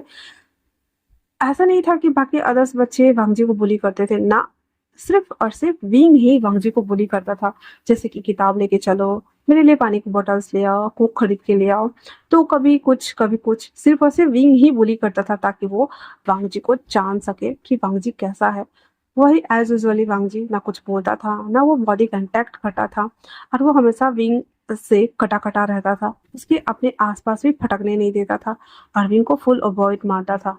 दूसरी तरफ विंग वो बाकी अदर्स बच्चे से वांगजी को प्रोटेक्ट करता था एवं साउथ इंडियन को भी ज्यादा उसके पास आने नहीं देता था, लेकिन वो खुद आगे बढ़कर विंग को बुली करता था और वो ये सब करने में उसे बहुत मजा भी आता था। कभी कभी तो विंग उसके साथ मस्ती मजाक और फन भी करता था। वहीं दूसरी तरफ वांगजी को लगता था स्टार्टिंग स्टार्टिंग में कि इसने उसे बुली होने से बचाया है तो ये बहुत ही अच्छा गाय होगा और इसके साथ वो कुछ भी नहीं करेगा, लेकिन जैसे जैसे वांग जी को रियलाइज हुआ, ना बाबा ना, ये तो दूध का धुला बिल्कुल भी नहीं है। एक तो विंग अपनी बातों से वांग जी को इरिटेट करता था, ऊपर से उसे बुली करता था, कोई कोई काम पकड़ा करके उसके साथ मस्ती मजाक और फन भी करता था, कभी टॉर्चर करता था तो कभी हंसाता था। ये सभी चीजें से ना वांग जी थोड़ा सा परेशान तो हो चुका था, पर वो विंग के सामने में क्या ही बोल सकता था। आफ्टर ऑल विंग उसका सीनियर जो था। ऐसा नहीं था कि वांगजी को अच्छा नहीं लगता था, वांगजी को भी अच्छा लगता था। विंग जिस जैसे उसके पीछे आता था, जबरदस्ती उससे बात करने की कोशिश करता था, उसे भाव देता था। हमारा वांगजी भाव लेता नहीं था। उसे बिल्कुल बुरा नहीं लग रहा था, उसे बिल्कुल अच्छा लग रहा था क्योंकि वो पिछले जिस कॉलेज में था वहां पे उसे लड़के बहुत ही ज्यादा हैरेस करते थे, बुली करते थे। लेकिन यहाँ आने के बाद एक ऐसा विंग ही था जो उसके साथ मतलब जितने देर वो कॉलेज में रहता था एनी टाइम उसके साथ वो रहता था, उसे प्रोटेक्ट करता था, उसे बुली भी करता था, उसके साथ फन भी करता था, वो सभी थिंग्स करता था। और वांगजी को भी विंग के साथ रहना अच्छा लगने लगा था। और सबसे खास बात ये थी कि विंग उसको बहुत ज्यादा अटेंशन देता था और वांगजी को कहीं ना कहीं ये लगने लगा था कि वो सेफेस्ट प्लेस पे है, जो कोई तो है जो उसके लिए इस तरीके से सोच रखता है। ऐसे करते हुए लगभग इन दोनों का ना 15-16 दिन बीत चुका था। अब एक दिन विंग और वांगजी दोनों लाइब्रेरी में बैठ करके बुक को रीड कर रहे होते हैं। ऐसा नहीं था कि विंग वहां पे पढ़ने आया था। विंग वहां पे वांगजी के पीछे पीछे उसकी पूंछ बनकर आया था। यहाँ आने के बाद भी विंग को चैन नहीं पड़ रहा था। वो वांगजी को बहुत ज्यादा परेशान कर रहा था। कभी कभी तो उसे परेशान करते करते वॉशरूम तक चला जाता था। और बेचारा हमारा विंग वांगजी, उसे अच्छा भी लगता था और कभी कभी वो बहुत ज्यादा इरिटेट भी हो जाता था। वो क्या ही कर सकता था, वो उसे हटा भी नहीं सकता था, क्योंकि वो एहसान का नाम लेकर के वांगजी को ऑलरेडी परेशान कर रहा होता है। एज यूजुअली आज भी वांगजी लाइब्रेरी में बैठ करके और बुक्स पढ़ रहा होता है। तभी अचानक से विंग वहां आता है, न जाने क्यों। उस लाइब्रेरी में जो बल्ब थे वो वांगजी के सर के ऊपर टंगे हुए थे, जिसे देख करके उसकी हल्की हल्की रोशनी वांगजी के सर पे आ रही थी, जिसे देखते ही विंग के मुंह से निकलता है ब्यूटीफुल। ये शब्द वांगजी ने सुन लिए हुए थे और वो विंग को तरफ देखते हुए अपने मन में कहता है, ये मुझे इस तरह से क्यों देख रहा है और ये मुझे ब्यूटीफुल क्यों बोल रहा है। ऐसे तो एज यूजुअली ये मुझे आकर के परेशान करता है कि क्यों पढ़ रहे हो, मेरे साथ चलो, कैंटीन चलो, गेम खेलने चलो। हाँ, इवन मुझे ये वॉशरूम में भी अकेला नहीं छोड़ता है। और एक जो अटैचमेंट होता है ना, वो जब वांगजी नहीं देखता था विंग को तो उसे थोड़ा सा अच्छा नहीं लगता था। वो ढूंढता रहता था विंग को, और जब विंग आ जाता था तो वांगजी को वो बहुत ज्यादा परेशान कर देता था। और आज अचानक से विंग ने वांगजी को ब्यूटीफुल बोला। बहुत सारे मिक्स इमोशन थे जो वांगजी सोच रहा था विंग को लेकर के। न जाने क्यों, क्या ये सच में एक अटैचमेंट था जो वांगजी को अपनी तरफ से फील हो रहा था और उसे लग रहा था, जो भी था। लेकिन ये एक डीप कनेक्शन बनता जा रहा था इन दोनों के बीच में। और वहीं दूसरी तरफ लैन सिचैन और जियांग जिंग, एक जियांगचेंग ही था जो बिजनेस की स्टडी करता था, इसलिए वो हमेशा 8 बजते ही अपनी क्लास की तरफ भागता था, क्योंकि मॉर्निंग की एक क्लास होती थी, वो भी 3 घंटे की, जिसके लिए वो बहुत ही ज्यादा वेट करता था वीकेंड में 2 बार। तो वो जब भी आता था तो कभी पेन गिफ्ट करता, कभी चॉकलेट गिफ्ट करता, या कभी छत पर आकर के उसे बैक से हक करते हुए जियांगचेंग कहता, उप्स, हाय दैया, आई एम सो सॉरी सर, क्योंकि मैं तो भूल ही गया था कि आप मेरे टीचर हो। वहीं लैन सिचन, वो जियांगचेंग की इन हरकतों से थोड़े बहुत तो परेशान हो गए थे, पर उसे पता है ये ऐसे ही है और ये इसके पीछे हाथ होके पड़ा हुआ है और ये इतनी आसानी से उसका पीछा तो बिल्कुल भी नहीं छोड़ने वाला। तो एज यूजुअली देखा जाए तो लैन सिचन, वो अब अन्ना चाहते हुए भी जियांगचेन को बर्दाश्त करने लगा था। और जियांगचेन हमेशा उसे चेप होने की कोशिश करता, उस पर फ्लर्टी लाइन मारता, चिपकू लाइन बोलता, लास्ट में हाय भैया ऐसे के वर्ड यूज करता था, जो कि अब लैंसिचन को भी थोड़ा बहुत उसे पसंद आने लगा था। और कभी कभी अगर वो उसे नहीं दिखता तो लैंसिचन खुद उसे ढूंढने के लिए बाहर आ जाता था जानबूझ करके, क्योंकि वो कहीं ना कहीं फुटबॉल ग्राउंड में या कहीं पे भी वो उसे मिल जाता था। और जैसे ही लैंसिचन को वो देखता, जंगजिन वापस से आकर के उससे चेप होने लगता और उसके साथ फ्लर्ट करना स्टार्ट करने लगता था। वांगजी अभी अपने धौंध के साथ घिरा ही था दूसरी तरफ। वो अब रिंग को देख रहा होता है कि ये इसने मुझे ऐसा क्यों बोला। ऐसा नहीं था। वो जब भी रिंग को स्माइल करते हुए देखता था या कुछ भी, तो वो उसके स्माइल में खो जाता था। कहीं ना कहीं वांगजी रिंग से अट्रैक्टिव फील करने लगा था। पर शायद से वांगजी को अब धीरे धीरे एहसास हो रहा था कि ये सिर्फ एक अटैचमेंट नहीं है, ये कुछ और है जो रिंग के प्रति वो फील कर रहा है। और वो अब इसे डिनाई नहीं कर सकता था। जैसे ही विंग उसके आसपास होता, भांगजी को एक अलग सा एहसास, एक अलग सी खुशी मिलती थी। वो बहुत ज्यादा हैप्पी हो जाता था, क्योंकि जिस तरीके से विंग उसका टेंशन ग्रैब करने के लिए टैंट्रम थ्रो किया करता था, मतलब वो लगता ही नहीं था कि वो वांगजी का सीनियर है। और यहाँ पे वांगजी जूनियर होते हुए भी पूरे के पूरे सीनियर वाले टैंट्रम शो कराता था विंग को। इस तरीके से कुछ दिन और बीत जाते हैं और इन दोनों के बीच में जो अटैचमेंट था वांगजी की तरफ से, और भी पक्का, गहरा और गहरा होते जा रहा था। वांगजी को विंग के साथ रहना, विंग के आसपास रहना, विंग से बातें करना अच्छा लगने लगा था। अब वो कंफर्म हो चुका था कि वो उसकी तरफ से फर्स्ट लव हो चुका है, विंग से फर्स्ट लव, जो कि एक ऐसा एक तरफा प्यार जिसमें सामने वाले को अभी तक पता नहीं है, पर वांगजी को हो चुका था गहरा फर्स्ट साइड लव। आज अपने घर पे वो था, क्योंकि आज वीकेंड का टाइम था। और वांगजी अपने कमरे में बैठ करके एक डायरी को मेंटेन करता था, जिसमें वो जो बात अपने गगो से या अपने अंकल से या अपने फैमिली वालों से या विंग से भी नहीं शेयर कर पाता था, वो उन सारी बातों को अपने शब्दों के जरिए उस डायरी में वो नोट कर देता था। आज एज यूजुअली जो कुछ भी हुआ था बीते पिछले दिनों में, उन सभी चीजों को वांगजी उस डायरी में नोट कर रहा होता है। तभी उसके डोर पे अचानक से डोरबेल बजती है नॉक नॉक के साउंड सुन करके वांग जी कहता है, गगा डोर ओपन है, अंदर आ जाइए। लैंसी चंद अंदर आते ही कहता है, व्हाट्सएप बडी, क्या लिख रहे हो ब्रो, मुझे भी तो दिखाओ। फिर गगा की बात सुनते मात्र ही वांग जी जल्दी जल्दी से उस डायरी को बंद कर देता है और ड्रॉ के अंदर डाल देता है। लैंसी चंद वहां आते ही कहता है, वांग जी क्या लिख रहे थे, मुझे देखकर छुपा लिया, दिखाओ तो मुझे। वांग जी घबराते हुए कहता, नहीं नहीं गगा, कुछ भी नहीं लिख रहा था, वो तो मैं बस ऐसे ही अपने दिन की ना पूरी दिनचर्या लिख रहा था कि मुझे क्या क्या करना है, और मैं टू डू लिस्ट बना रहा था, तो दैट्स इट, और कुछ भी नहीं लिख रहा था। लैंसी चंद कहते हैं, नहीं नहीं नहीं नहीं, मैंने देखा तुम तो कुछ तो लिख रहे थे, मैं भी देखना चाहता हूँ कौन सा टू डू लिस्ट तुमने बनाया है और क्या क्या लिखा है, मुझे दिखाओ। मुझे कहता है, कुछ भी नहीं काका, मैंने कहा ना, मैं बस डेली जो नहीं लिख रहा हूँ और कुछ भी नहीं, जो कुछ भी कॉलेज में पढ़ाई होता है और टू डू लिस्ट बनाने होते हैं ना, मैं बस वही लिख रहा था। नैन्सी चंद अपने हाथों को क्रॉस करते हुए एक हाथ को अपनी चिन पर रखते हुए कहते, मैं समझ गया, वैसे जब मैं अंदर आया तो तुम स्माइल कर करके लिख रहे थे। अब मुझे बताओ, मॉम डैड के जाने के बाद आज तक तो मैंने तुम्हारे फेस पे कोई भी स्माइल नहीं देखी है, और आज तुम इतना ज्यादा स्माइल कर रहे थे, क्या छुपा रहे हो मुझसे, बताओ तुम। हाँ, उसकी बात सुनकर फिर कहता, कुछ भी तो नहीं कहा, मैंने सच कहा रहा हूँ ना, मैं कुछ भी नहीं लिख रहा था, मैं सच कह रहा हूँ, प्लीज आप भी ना। नैन्सी जन कहते, नहीं, मैंने तुम्हें देखा, तुम्हारे चेहरे पे वो स्माइल, तुम कुछ तो छुपा रहे हो। वांगजी कहता, गगा मैं सच कह रहा हूँ, मैंने मैंने कुछ नहीं झूठ छुपाया आपसे, मैं झूठ नहीं बोल रहा हूँ, और मैं ऐसा कुछ भी नहीं लिख रहा था गगा।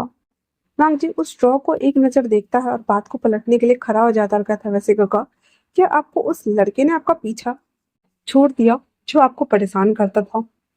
बताइए मुझे। रामजी की बात सुनकर के लैंसिजन जवाब देते हुए कहते हैं, वो लड़का, वो ना एक नंबर का शैतान का नाना है, शैतान का नाना, बदमाश है, बदमाश।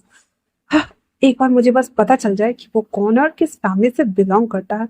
सच कह रहा हूँ वांगजिया, मैं ना उसके घर जाकर ना उसकी फैमिली वालों से इसकी पूरी कुटाई पिटाई करवाने वाला हूँ। उसने मेरे नाक में ना दम कर रखा है, दम। मैं क्या ही बोलूँ तुम्हें, मुझे समझ नहीं आता। वो मुझे इतना ज्यादा परेशान कर चुका है कि मैं खुद परेशान हो चुका हूँ। क्यों मुझे इतना ज्यादा परेशान क्यों करता है? सच कह रहा हूँ।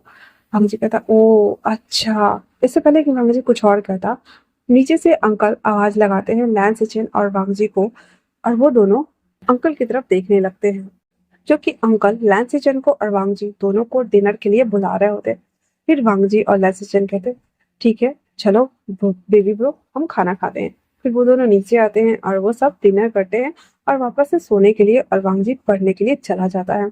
अब नेक्स्ट डे कॉलेज में वांगजी जब आता है तो देखता है कि विंग ना अपने क्लास के पास ना किसी लड़की से बात कर रहा है, और वो और कोई नहीं बल्कि वैनचिंग होती है। तो विंग उससे बातें कर रहा होता है। वांगजी कुछ देर वहां रुकता है क्योंकि उसे ऊपर जाना था अपने क्लास के लिए, और वो सोच रहा था कि विंग अभी उसे देखेगा और वो उसकी तरफ आएगा, उससे बात करेगा, उसे अटेंशन देगा। लेकिन 5 मिनट खड़ा होने के बावजूद भी जब विंग अभी भी कंटिन्यू वो वेंचिंग से बात किए जा रहा था, उसके साथ हंस हंस के बात कर रहा था। उसके आसपास म्यामा भी थी और वेंचो और शुयांग सारे लोग थे, और जांगजिंग भी अपने फोन में लगा पड़ा था। लेकिन जो वांगजी था वो बाकी अदर्स की तरफ ध्यान नहीं देता है। वो सिर्फ और सिर्फ ओनली पर विंग को देख रहा था, जो कि हंस हंस करके और बेंचिंग से बातें कर रहा होता है। विंग को बहुत ज्यादा बुरा लग जाता है, और वो, क्योंकि विंग उसे अटेंशन दे ही नहीं रहा था, वो चुपचाप वहां से जाने लगता है। और वो ऊपर जाने लगता है तभी विंग भाग कर वहां आता है और कहता, तुम इतना जल्दी ऊपर भी आ गए, मैं तो तुम्हारा वहां पे वेट कर रहा था। वांग जी कहता, नहीं, तुम वो अपने दोस्तों से बात कर रहे थे ना? तो विंग कहता, हाँ, तुम नहीं आए थे इसलिए तो मैं उससे बात कर रहा था, और मैं तुम्हारा ही तो वेट कर रहा था। तुम्हें रुकना चाहिए था ना, मैं आता तुम्हारे पास बात करने के लिए। वांग जी कहता, वो मेरे क्लास का टाइम हो गया था, इसलिए मैं जा रहा था। विंग कहता, ओ तो तुम्हारी क्लास का टाइम हो गया, ठीक है फिर तुम जाओ अपनी क्लास अटेंड करो, हम बाद में बात करते हैं, जाओ जाओ। और हाँ, मैं तुम्हें ना कैंटीन में मिलूंगा लंच टाइम में, ओके? इतना बोल करके विंग वहां से चला आता है। वांग जी अपने फ्लीडेड आइज के साथ में जाते हुए विंग को देख रहा होता, जो कि उसकी आंखों से लगभग ओझल ही हो चुका था। आप कैंटीन वाले एरिया में जहाँ पे विंग वंचिंग के साथ बैठ करके खाना खा रहा होता है। हमजी जब वहां आता है तो देखता है कि विंग उस लड़की के साथ में वापस से बैठ करके खा रहा है। उसे फिर से बुरा लग जाता है, और एक सैड सा फेस बनाते हुए अपना खाना लेने के लिए वो रूम में चला जाता है। फिर खाना ले करके जब वो बायन कर लेता है तो एक कॉर्नर वाली सीट पकड़ के बैठ के खाने लगता है। विंग की नजर जब वांगजी के ऊपर जाती है, जहाँ पे वांगजी बैठ करके आराम से पीसफुली वो खा रहा होता है, फिर वो अपना खाना लेकर के उसके पास आता था, तुम इतना लेट कहाँ लगा दिए वंजिया? हाँ, मैं कब से तुम्हारा वेट कर रहा था। अच्छा तुम नहीं आए तो मैं अपनी फ्रेंड के साथ बैठ करके खाना खा रहा होता है। "हाँ, तुम कब आए बताओ मुझे"। इस पे वांग जी कहता है, ओ अच्छा, एक्चुअली में मिस टीचर ना कुछ बता रही थी तो हम लोग को वो नोट डाउन करना पड़ गया था, इसी वजह से हम लोग थोड़े से लेट हो गए थे। कोई बात नहीं, इतना बोलकर वो वापस से सर झुका करके खाना खाना स्टार्ट कर देता है। विंग कहता है, ओ। और फिर वो खाना खाना लगता है। जब विंग देखता है कि वांग जी खाने लगा है तो वो भी खाने लगता है।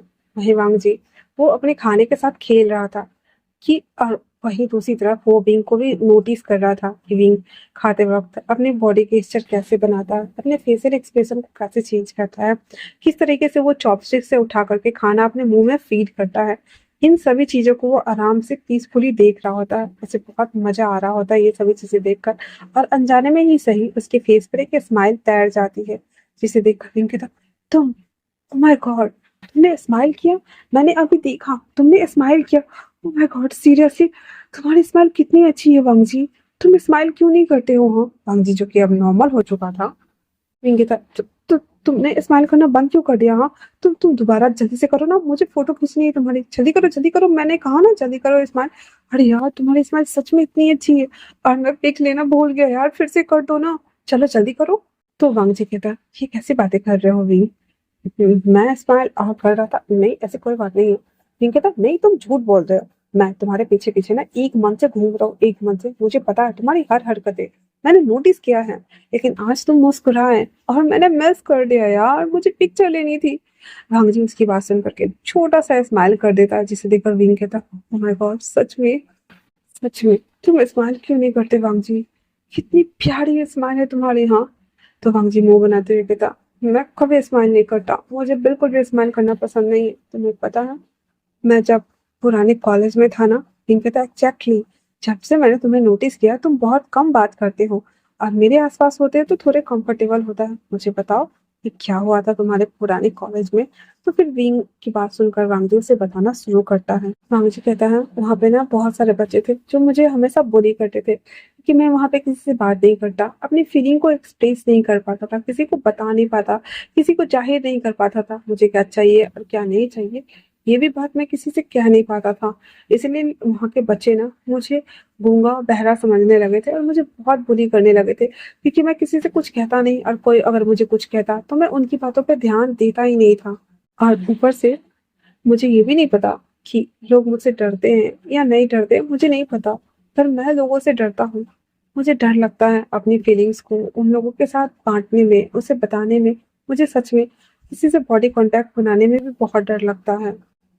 मुझे कोई ऐसा चाहिए जिसे मैं कुछ कह सकूं, जो मेरी बातों को सुने, मेरी फीलिंग को समझे और जिसे मैं अपनी दिल की हर बात शेयर कर सकूं। तभी विंग बीच में काटते हुए कहता, रुको रुको रुको, तुम कब से इतना इमोशनल होने लगे वांग जी? हाँ, कहीं तुम किसी से प्यार तो नहीं करने लगे हो? तुम्हारे दिल में किसी के लिए कोई फीलिंग्स तो नहीं है ना? हाँ हाँ बताओ मुझे, अगर ऐसा है तो तुम मुझे बता सकते हो। रिंकी अचानक से इस तरीके से बीच में बोलने की वजह से वांगजी बोलते बोलते रुक जाता है और अपनी नजरों को इधर उधर घुमाने लगता है। और उसकी दिल की धड़कन बढ़ गई थी और उसे घबराहट फील होने लगी थी। रिंकी कहता, ओए तुम ऐसे घबरा क्यों रहे हो, मैं तो मजाक कर रहा था, कूल कूल ओके ना।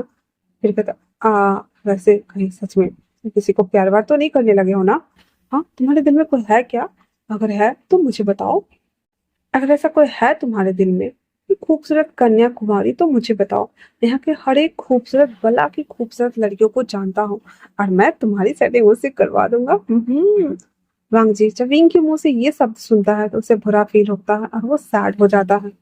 वांग जी को इस तरह कैसे उदास होता हुआ देख करके विंग कहता है, अब क्या हो गया तुम्हें? हाँ, तो विंग कह वहां सुनकर वांग जी कहता है, कुछ नहीं, ऐसे भी खाना खाते टाइम बात नहीं करते, चुपचाप से खाना खाते हैं। इतना बोलकर वो सर झुका करके खाना खाना स्टार्ट कर देता है।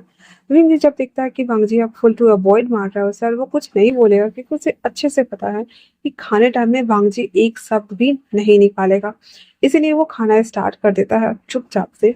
और फिर वो दोनों क्लास लेने के लिए अपने अपने क्लास की तरफ चले जाते हैं। यही सब करते हुए ना लगभग 2 मंथ और बीत जाते हैं। हाँ जी, अब विंग को लेकर के थोड़ा सा प्रोटेक्टिव और पॉजिटिव भी हो रखा था। वो जब भी विंग को किसी के और के साथ बात करते या फ्लर्ट करते हुए देखता तो भांजी की जल के हाथ में आती थी, मतलब वो भयंकर वाली जलता था। और वही जब वो किसी के साथ टची होने का कोशिश करता था तो उसका ओवर पॉजेसिवनेस मोड ऑन हो जाता था। उसे बहुत ज्यादा गुस्सा आता था। उसे वांगजी का मन करता था कि वो विंग को वहां से खींच करके कहीं दूर ले जा करके छुपा दे। ये सारी चीजें ना वांगजी के साथ में होने लगी थी। वो कई बार कोशिश कर चुका था कि वो विंग को अपनी फीलिंग बताए। वो इशारों इशारों में उससे कहने की कोशिश भी करता था कि वो उसे लाइक करने लगा है, लेकिन विंग हमारा डम्बो था, वो समझता ही नहीं था। अब जो कि पूरे 2-3 मंथ बीत चुके थे इन लोगों को इस कॉलेज में पढ़ते हुए, और वांगजी हमेशा विंग का वेट करता या फिर विंग हमेशा वांगजी का वेट करता था। और वो दोनों साथ में रहते, बातें करते, कैंटीन एरिया में जाते, खाते पीते, क्लास अटेंड करते, अपने घर को चले जाते। आज एज यूजुअली वांगजी विंग का वेट कर रहा होता है, तभी विंग अपने लग्जरियस कार से बाहर आता है। वांगजी विंग को देखते ही अपने हाथों में रखा हुआ चॉकलेट वो छुपा लेता है। विंग वहां आते हुए कहता है, क्या छुपा रहे हो? हाँ, आज तुम तो जल्दी आ गए, इतनी जल्दी क्यों आया? तुम बताओ मुझे। हाँ, वांगजी घबराते हुए कहता, वो मैं ऐसे ही आ गया। तो विंग कहता, चलो अच्छा है, मुझे वेट नहीं करना पड़ेगा तुम्हारा, कोई बात नहीं। इतना बोल करके कहता, चलो अब हम अंदर चलते हैं। और वांगजी जिसकी इसके हाथ में चॉकलेट था वो विंग के लिए रखा हुआ था, वो छुपा लेता है और अपने पॉकेट में वो वापस से अंदर डाल लेता है ताकि वो विंग को ना दिख जाए। विंग और वांगजी दोनों क्लास अटेंड करने के लिए आ रहे होते, तो विंग और वांगजी दोनों बात करते हुए आ रहे थे कि क्या किया, कैसे किया, क्या तुम मुझे मिस कर रहे थे, जो इतना जल्दी आ गए, वाटेवर जो भी इधर उधर की आलतू फालतू बातें होती है। और वो दोनों फिर से अपनी अपनी क्लास अटेंड करने के लिए चले जाते हैं। वहीं कॉलेज की छुट्टी के टाइम पे वांगजी सबसे पहले अपने क्लास से निकल के बाहर आ चुका था और वो विंग का वेट कर रहा होता है। जब विंग वहां आता है तो कहता है, हे तुम आज सुबह में भी मुझसे पहले पहुंच गए थे और अभी भी क्या तुम मेरे से रेस में आगे निकलना चाहते हो? इस पे वांगजी कहता है, विंग मैं तुम्हें अपने साथ कहीं ले जाना चाहता हूँ, क्या तुम चलोगे मेरे साथ? विंग एक्साइटेड होते हुए कहता है, कहाँ? मुझे कहाँ ले जाने वाले हो? हाँ, विंग को लेने के लिए उसका ड्राइवर आया हुआ था। तो विंग अपने ड्राइवर की तरफ देखता है और फिर वांगजी की तरफ देखते हुए कहता, ठीक है, चलो चलते हैं जहाँ तुम मुझे ले जाना चाहते हो। फिर वो अपने ड्राइवर के पास जाता और कहता, हे तुम कार लेके वापस चले जाओ, मैं बाद में आ जाऊंगा टैक्सी लेकर के। और फिर वो वांगजी के पास आ जाता है। ड्राइवर उसके पास आते हुए विंग से कहता है, सर आप ऐसे कैसे टैक्सी लेकर आ जाएंगे, मैं भी आपके साथ चलता हूँ ना। हाँ, आपको पता है ना मैम, मैम को जब पता चलेगा कि आप कार से घर वापस नहीं आए हैं तो वो कितना ज्यादा गुस्सा करेंगे मुझ पे। हाँ, फिर मुंह चिढ़ाते हुए कहता, ओ तो तुम मेरे साथ बदतमीजी कर रहे हो और मुझसे जवान लगा रहे हो। बोलो, मैं मॉम को बता दूं तुम्हारे सारे कारनामे और काले करतूतों के बारे में कि तुम क्या क्या करते हो? हाँ, मुझे अच्छे से पता है। उस दिन तुमने कार के डेंटर पेंटर को उड़ा दिया था, कार को ठोक भी दिया था। बताओ बताओ, अगर मैंने डाटा से तुम्हारी शिकायत कर दी तो तुम्हारा क्या होगा? हाँ, इसलिए चुपचाप से मेरे ऑर्डर को फॉलो करो और निकलो यहाँ से। और इतना बोलकर वो बेचारे ड्राइवर को भी डरा देता है हमारा। वो ड्राइवर जो कि ऑलरेडी बहुत ज्यादा डरा हुआ था कहता है, नहीं नहीं साहब जी, आप आ जाना, मैं घर जाता हूँ। और हाँ प्लीज आप अपने फादर को बताइएगा मत कि मैंने क्या किया है। विंग अपने मन में कहता, शाबाश बेटे, तुमने कितना अच्छा काम किया है, ड्राइवर अंकल तो मान गए। फिर वो कहता, ठीक है आप घर जाओ, मैं आ जाऊंगा। इतना बोल करके विंग का जो ड्राइवर था वो कार लेकर के वो चला जाता है वहां से। एज यूजुअली वांगजी भी अपनी कार से ही आता था कॉलेज, लेकिन पता नहीं क्यों आज वो अपने बाइसिकल से आया था। तो फिर वो स्टैंड में से बाइसिकल निकालता और कहता है, विंग तुम मेरे पीछे बैठ जाओ। विंग उस साइकिल को देखते हुए कहता है, मैं इस पे तुम्हारे पीछे बैठ जाऊं, यही कहना चाह रहे हो तुम? वांगजी कहता है, हाँ हाँ, और सीट को थपथपाते हुए कहता है, पीछे वाली सीट पे बैठ जाओ तो हम इसी पे चलेंगे। विंग कहता है, क्या मजाक है, मतलब कार छोड़कर मैं इस साइकिल से जाऊं? फिर विंग कहता है, एक्चुअली मैं तुम पीछे बैठ जाओ, मैं साइकिल चला लेता हूँ, ठीक है ना? वांगजी उसकी तरफ देखते कहता, क्या तुम्हें साइकिल चलाने आती है? विंग कहता, हाँ हाँ आती है ना। फिर विंग आगे वाले सीट पे बैठ जाता है जहाँ पे वांगजी उसके पीछे बैठ जाता है। विंग साइकिल चला रहा होता है लेकिन उसे चल नहीं रहा होता है। और वांगजी कहता, आर यू श्योर ना विंग कि तुम साइकिल चला लोगे? विंग कहता, हाँ हाँ मैं चला लूंगा। विंग थोड़ा सा कोशिश करता है साइकिल चलाने का, और जैसे ही गिरने को होता है वांगजी उसके दोनों तरफ से हाथ पकड़कर उसे साधा स्ट्रेक करते हुए कहता है, विंग तुमने कहा था कि तुम्हें चलानी आती है, लेकिन तुम तो हम दोनों को गिराने वाले थे, क्या तुम्हें साइकिल चलाने आती है? विंग कहता, हाँ मुझे साइकिल चलाने नहीं आता बाबा, देखो ना मैं तुमसे सीनियर हूँ, फिर भी मुझे साइकिल चलाने बिल्कुल भी नहीं आती है। वांगजी और विंग दोनों उतर चुके थे साइकिल पर से। वांगजी विंग की तरफ देखते हुए कहता, क्या तुम्हें चोट आई है विंग? कहता नहीं नहीं, तो मुझे चोट वोट बिल्कुल नहीं आई, मैं बिल्कुल फिट एंड फाइन हूँ। जी कहता ठीक है, तो तुम मेरे पीछे बैठ जाओ, मैं साइकिल चलाता हूँ। कहता ओके ओके, मैं पीछे बैठ जाता हूँ और तू भी साइकिल चलाओ बाबा, वरना मैं फिर से गिरा दूंगा तुम्हें भी और खुद को भी हार्म कर लूंगा मैं। हमारा वांगजी अभी उस साइकिल पे बैठ करके और एक पार्क की तरफ चल जाते हैं, जहाँ पे एक पेड़ था, बहुत पुराना पेड़ था। उस पेड़ पे ना बहुत सारे विशेष ने पेपर में बांध बांध करके लटकाया हुआ था, कपड़े के ऊपर भी बांध बांध करके लिख करके लटकाया हुआ था। और वो काफी जगह शांत थी और खूबसूरत था। पार्क के आसपास रेड रोजेस भी लगाए गए थे, जो कि देखने में बहुत ही ज्यादा खूबसूरती के साथ में रिप्रेजेंट किया गया था। वो पार्क और वो थीम पेड़, जहाँ पे सभी अपने विशेष को लिख करके उसमें फता करके टांग के रखे हुए थे, कि कोई भी आकर के वहां पे विश मांग सकता था और अपनी विश को पूरा भी कर सकता था। और वो रेड रोजेस अपने पार्टनर को वो एज अ गिफ्ट दे सकता था, अपनी न्यू जर्नी के लिए, न्यू स्टार्टअप के लिए, और खुशी और प्रेम के लिए, सौहार्द के लिए, और साथ में बहुत सारी चीजें जिनकी खुशबू हर चीज में जान भर देती है। वहीं वो दोनों उस पार्क में भी आ चुके थे। वांग जी विंग को लेकर के उस पेड़ के पास आता है।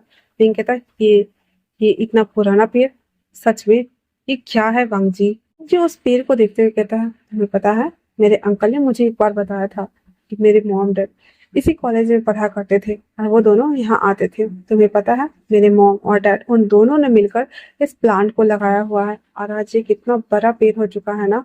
यहाँ पे लोग अपनी मन्नतें को लिखते हैं और प्रे करते हैं, और उन्हें लगता है कि मेरे मॉम और डैड की जैसे लव लाइफ सक्सेसफुल थी और हम आए, उसी तरीके से उनकी लाइफ भी सक्सेसफुल होगी और उनके सारे विशेष पूरे होंगे। कहता ओ अच्छा, तो तुम्हारे मॉम डैड ने ये पेड़ लगाया, मतलब कि तुम्हारे मॉम डैड को एक दूसरे से प्यार हुआ और उस प्यार को निशानी के तौर पे इस पेड़ को लगा दिया, और बाकी सारे बच्चे भी उस रिचुअल को फॉलो करते हुए अभी तक आ रहे हैं, इसी वजह से यहाँ पे इतने सारे पेपर्स और कपड़े हैं।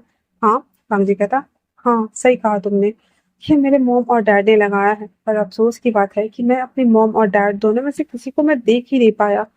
मेरे पैदा होते ही मेरी मॉम छल बसे और कुछ टाइम बाद मेरे डैड की भी डेथ हो गई, क्योंकि मेरे डैड मेरे मॉम से बहुत प्यार करते थे, और उनके जाने के बाद मेरे डैड वो भी ज्यादा दिन तक सरवाइव नहीं कर पाए थे और वो भी मॉम के साथ ऊपर चले गए।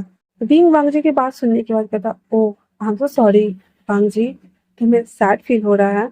हालांकि ये सच था कि वांग जी को सैड फील तो हो रहा था, फिर भी वो अपने चेहरे पे एक फेक स्माइल लाते हुए कहता नो नो ऐसा कुछ नहीं है, मैं ठीक हूँ।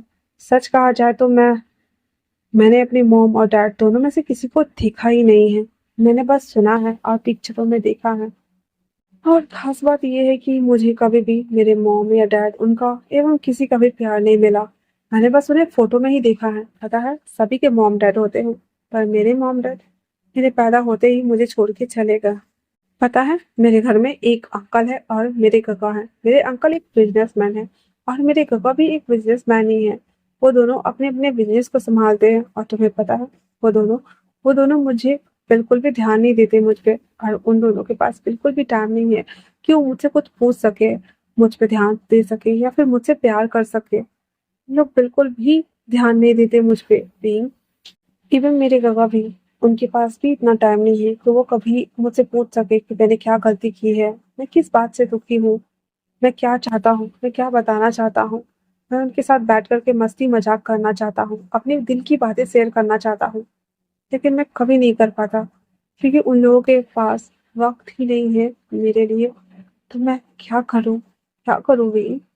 लेकिन तुम्हें पता है भी, जब से तुम मेरी लाइफ में आए हो, मुझे लगता है कि शायद से मुझे अपनी दिल की सारी बातें, हर चीज तुम्हारे सामने खोल के रखनी चाहिए। मैं तुम्हें बता सकता हूँ, मैं अपनी दिल की बात तुमसे कह सकता हूँ।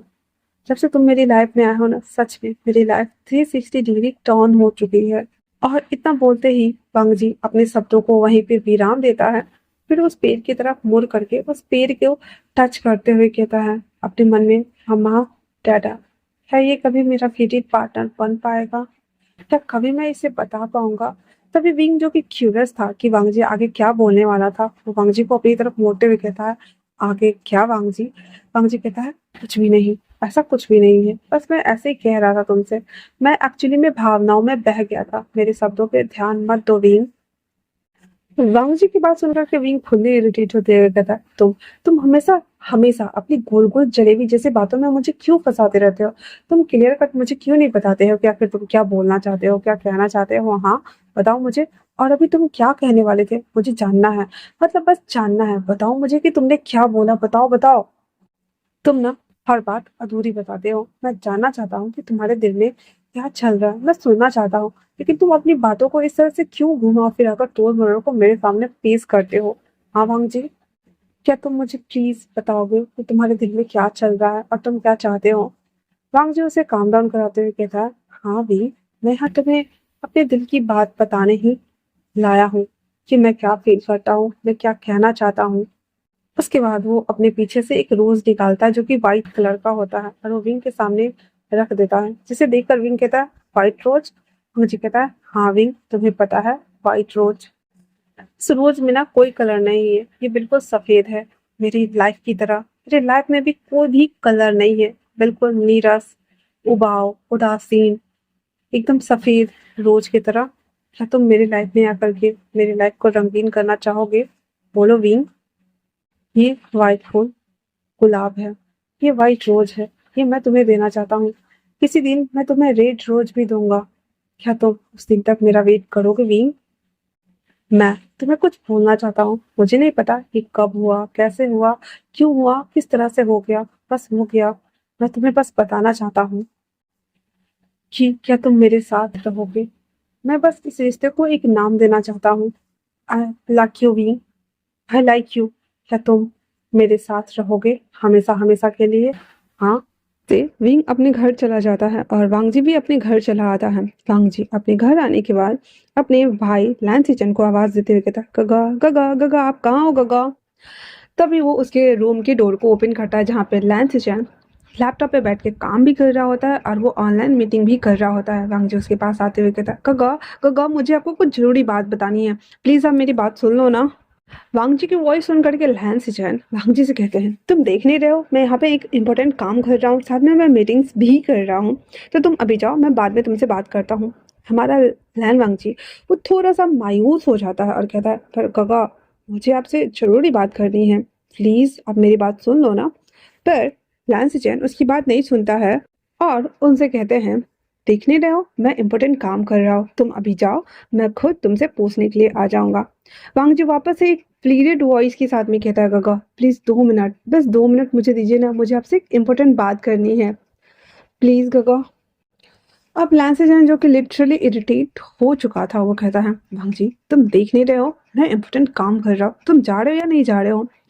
वांग जी बेचारा हमारा हार डाल करके कहता है, ठीक है गगा, मैं जा रहा हूँ।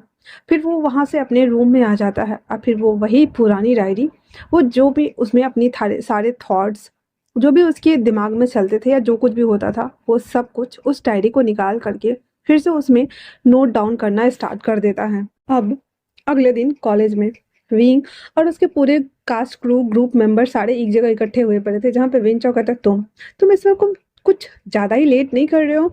तुम तो हर काम को जल्दी खत्म कर देते थे। हाँ, इस पे विंग थोड़ा सा ऐंठते हुए कहता है, अरे यार, हाँ हाँ, आई नो, मैं जानता हूँ कि मैं सारे काम में एक्सपर्ट हूँ और मैं सारे काम जल्दी समाप्त कर देता हूँ, बट ये काम थोड़ा सा मुश्किल है, तुम्हें पता नहीं है, तुम्हें जरा सा भी आइडिया नहीं है एक बोरिंग इंसान के साथ में रहने में कितना मुश्किल होता है यार, वो कितना ज्यादा बोरिंग है। ये तो बस मुझे ही पता है कि मैंने ये 2 महीने उसके साथ कैसे बिताए हैं। हाँ, मैं तो थक गया हूँ उससे, सच कह रहा हूँ, छोड़ो, तुम्हें क्या उससे। हाँ, तभी इन दोनों को कन्वर्सेशन को बीच में से रद्द करने के लिए स्वयं कहता है, अरे यार छोड़ो तुम दोनों ये टॉपिक को, वैसे मेरा बॉयफ्रेंड कहाँ रह गया, मुझे उसकी याद आ रही है। तभी शाओ सिंजंग भागता हुआ शुयांग के पास आता है और उसके सामने आके खड़ा हो जाता है। हालांकि इन 2 महीनों में जियांग चिंग ने भी लैन सिजन को पटाने की कोशिश की थी और सुयांग ने भी साओ सिंचन को पटाने की फुल कोशिश की थी और सक्सेसफुल ओनली फॉर हमारा सुयांग ही हुआ था, जो कि साओ सिंचन उससे पट गया था। उसके सामने आते ही साओ सिंचन कहता, शुयांग मैं तुम्हारा कब से वेट कर रहा था, तुम यहाँ क्या कर रहे हो, मेरे साथ क्लास चलो ना प्लीज। उसके बाद विंग भी बोलता है, हाँ हाँ चलो चलो, वैसे भी क्लास जाने का टाइम हो गया। और इतना बोल करके वेंचिंग, विंग और शुयांग, शाओ सिंचन ये सब क्लास की तरफ जाने लगते हैं। वहां पे बच गई थी म्याम्या और वेन चाओ। वेन चाओ म्याम्या के पास आते हुए उसे भड़काते हुए टोन में कहता है, देखा तुम्हारा बॉयफ्रेंड तुम्हारे हाथ से निकलते जा रहा है, म्यामा विंग चौ को घूर कर देखती और कहती है, तो अपना ये सड़ा हुआ मुंह ना बंद रखो तो ज़्यादा बेहतर है। तुम्हें पता भी है? हाँ, कुछ भी। वो मेरा है और मैं उसे अपने हाथ से छूटने नहीं दूंगी। वो मेरा था और हमेशा मेरा ही रहेगा। इतना बोल करके म्यामा भी विंग के पीछे पीछे हो लेती है और वहां से चली जाती है। विंग चौ बस सबको चाहते हुए कि डेविल स्मैक दे रहा होता है। ये सभी लोग अपनी क्लास की तरफ आ ही रहे होते हैं तो विंग देखता है कि वांगजी ना अपनी क्लास की तरफ ऊपर की तरफ जा रहा है, तो वो कहता है तुम लोग चलो, मैं अभी आता हूँ। फिर वो उसके पास आता है, जिसे आता हुआ देख करके वांगजी विंग को देख करके स्माइल पास करने लगता है और उससे कहता है, तुम आ गए? विंग कहता, हाँ मैं आ गया, और तुम्हारे तो क्लास का टाइम हो रहा होगा ना? इस पे वांगजी कहता, मेरे क्लास का टाइम हो रहा है, मैं अभी क्लास लेने ही जा रहा हूँ, तुम्हें भी तो क्लास में जाना होगा ना, तो चलो हम बाद में मिलते हैं।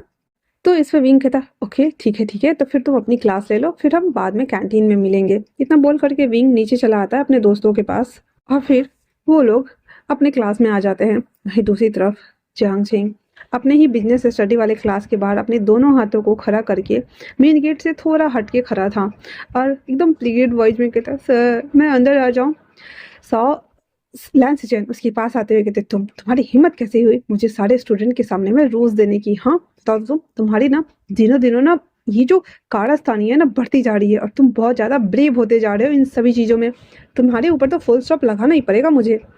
उसकी बात सुन करके जियांगचिंग एकदम बच्चों की तरह टोन में बोलता है, मैंने तो बस एक छोटा सा रोज ही दिया था, थोड़ी ना आई लव यू बोला था। आई लव यू वो बोलूंगा ना फिर कभी जब सही टाइम आएगा तब, पर मैंने तो बस एक रोज दिया था और बच्चे को देखो हाथ टंगा के खड़ा कर रखा हुआ है। उसकी बात सुन करके लैंसिचन कहते, ये तुम क्या वाहियात बातें कर रहे हो? हाँ, तुम चुपचाप से अपने हाथ ऊपर करके खड़े रहो। तुम्हारी कारस्तानी सच में दिनों दिन बढ़ती जा रही है, तुम मेरे नर्वस सिस्टम को डाउन कर रहे हो। और इतना बोल करके लैंसिचन वापस से अंदर चले आते हैं। उसके बाद लैंसिचन क्लास लेने लगते हैं। जब क्लास की बेल बज जाती है तब लैंसिचन सारे स्टूडेंट के जाने के बाद जियांगचेंग के पास आते हैं, जहाँ पे जियांगचेंग को इशारा करता है तो वो अपने दोनों हाथ को नीचे कर लेता है। उसके बाद बेचारे के हाथ दर्द हो रही थी, पर लैंसिचन उसे लेक्चर दिए जा रहे थे कि तुम सुधरोगे या नहीं सुधरोगे? हाँ, तुम्हें पता है हम दोनों के बीच में कितना ज्यादा एज गैप है, मैं तुमसे कितना बड़ा हूँ, तुम मुझे इस तरह से रोज देते हो। और क्या बोला तुमने थोड़ी देर पहले? हाँ, तुम अपना फोन नंबर दो, सॉरी नहीं, तुम अपने पेरेंट्स का फोन नंबर दो, मैं तुम्हारे मॉम डैड को तुम्हारे बारे में शिकायत करूंगा, समझे तुम? लैंसिचन की बात सुन करके जो जियांगचेंग अपने हाथों को झाड़ रहा होता है कहता है, क्या सर, वैसे भी मैं तो आपको बस पटाने की कोशिश ही तो कर रहा था, कौन सा मैं आपकी बिल्ली को चुरा के भागा आया था? हाँ, या फिर मैंने आपका कुछ और ही चुरा लिया है, बताओ मुझे। और मैं वैसे भी छोटा बच्चा नहीं हूँ जो आप मेरे पेरेंट्स से मेरी शिकायत लगाओगे कि बच्चे ने बदमाशी करी है, आके इन्हें पनिश करो वरना मैं कर दूंगा। हाँ, मैं तो आपको बस पटाने की कोशिश कर रहा हूँ, मान जाइए ना सर, प्लीज पट जाओ ना, प्लीज पटोमी ना सर, प्लीज ना पटोमी। लैंसिचन अपनी कोकस को ठीक करते हुए जियांगचेंग की हरकतों को नोटिस कर रहे थे। भाई ये है क्या, ये क्या चीज है? आई एम नॉट पटोमी। उसके बाद लैंसचैन जियांगचेंग को सेमलेस कहेंगे बोलकर वहां से चले जाते हैं। वहीं दूसरी तरफ कैंटीन एरिया में जहाँ पे विंग और वांगजी वापस से आमने सामने बैठे थे, जहाँ पे विंग खा रहा होता है और वांगजी अपने प्लेट में से ना कुछ कुछ आइटम्स उठा उठा करके विंग के प्लेट में डाल रहा होता है और बोल रहा होता है, ये भी खाओ, ये भी खाओ, ये भी खाओ। विंग उसे देखते हुए कहता है, ये क्या कर रहे हो वांगजी? हाँ, तुम सारा कुछ मुझे ही दे दोगे तो तुम क्या खाओगे? तुम भी खाओ ना। तो विंग कहता है, अच्छा मैं पतला होता जा रहा हूँ, तुम अपने आप को देख रहे हो? पता नहीं तुम्हें क्या हो गया है, तुम तो दिनों दिनों और सूखते जा रहे हो, जब आए थे तब और अभी में कितना अंतर है। और इतना बोल करके विंग भी अपने प्लेट में से वांगजी के प्लेट में कुछ कुछ डाल रहा होता, कहता तुम ये भी खाओ, ये भी खाओ और तुम भी खाओ, तुम भी तो धीरे धीरे पतले होते जा रहे हो, पता नहीं। और इस तरह से वो दोनों नोक झोंक करते हुए उस खाना को फिनिश करते हैं और वो दोनों अपने मोमेंट्स को एंजॉय कर रहे होते। अब तो यही सिलसिला चल गया था। भांगजी या पहले आता तो विंग का वेट करता, या फिर विंग पहले आता तो वांगजी का वेट करता। रात रात भर फोन पे एक दूसरे को चैट करना, मैसेजेस करना, बातें करना, फनी जोक्स क्रैक करना और दिन में साथ में कैंटीन में बैठकर खाना खाना। लाइब्रेरी में वांगजी जो कि जाके पढ़ाई करता था तो ना चाहते हुए भी विंग उसके पीछे पीछे घूमता रहता था, उसे परेशान करता था। अब बस यही चलता है जो कि एक नॉर्मल और बॉयज में जो लव रिलेशनशिप स्टार्ट होता है, तो जो केमिस्ट्री बनती है ना, अभी विंग और वांगजी इन दोनों के बीच में यही केमिस्ट्री बन रही थी और सबको भी दिख रही थी कि खिचड़ी चढ़ा हुआ है और खिचड़ी कब पकेगा आइडिया नहीं था। और यही सारे सिलसिला लगभग 1 वीक से लगभग उससे ज़्यादा ही चलता आ रहा था। आज आज वीकेंड था तो वांगजी के पास कोई एक्स्ट्रा काम नहीं था, इसलिए वो विंग से कहता है, विंग मेरे साथ चलोगे? विंग कहता, कहाँ? वांगजी कहता, बैठो तो सही। फिर वापस से हमारा विंग उसके बाइसाइकिल पे बैठ जाता है और वो दोनों उसी पार्क में आते हैं। उसी पेड़ के नीचे जो कि चबूतरा बना हुआ था, वहाँ पे वांग जी बैठ जाता है और विंग भी बैठ जाता है। वांग जी एक बुक निकालता है जिसमें कुछ शायरी और कविताएं लिखी होती हैं, तो वो पढ़ने लगता है, विंग को सुनाने लगता है। विंग जो कि हमारा चुलबुला वो ठहरा, उसकी कविता और शायरी सुन करके वो बोर हो रहा था।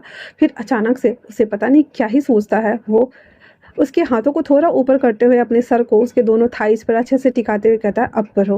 वांग जी कहता है, ये क्या कर रहे हो तुम विंग? हाँ। वो कहता है, ऐसे भी तुम्हें पढ़ के मुझे ही सुनाना है और ऐसे भी मैं ही सुनूंगा, तो मैं सुनते सुनते सो जाऊंगा, इससे मेरी नींद भी पूरी हो जाएगी और ऐसे भी क्या ही फर्क पड़ता है, मैं तो कितनी बार क्लास में सो ही चुका हूँ, आज तुम्हारी लैब में मैं पहली बार सो रहा हूँ, प्लीज लंजान मुझे सुला दो ना। वांग जी विंग की बात सुनकर भाई साहब सैंटी हुआ था, वो तो बेचारा सेंटिमेंटल हो गया था और वो चुपचाप से कहता, ठीक है। फिर वांग जी कविता पढ़ना स्टार्ट करता और विंग आराम से उसके गोद में सर रख करके लेटा हुआ था और वांग जी की सारी कविताओं को और जो कुछ भी था, हालांकि उसे बोरियत तो लग रहा था बट फिर भी वो बड़े प्यार से सभी चीज़ों को वो सुन रहा था। तो वो जब स्टोरी जो पढ़ रहा था वांग जी, तो उसमें कुछ सीन्स ना कुछ मिनट बाद सैड सैड से सीन्स आने लगे थे।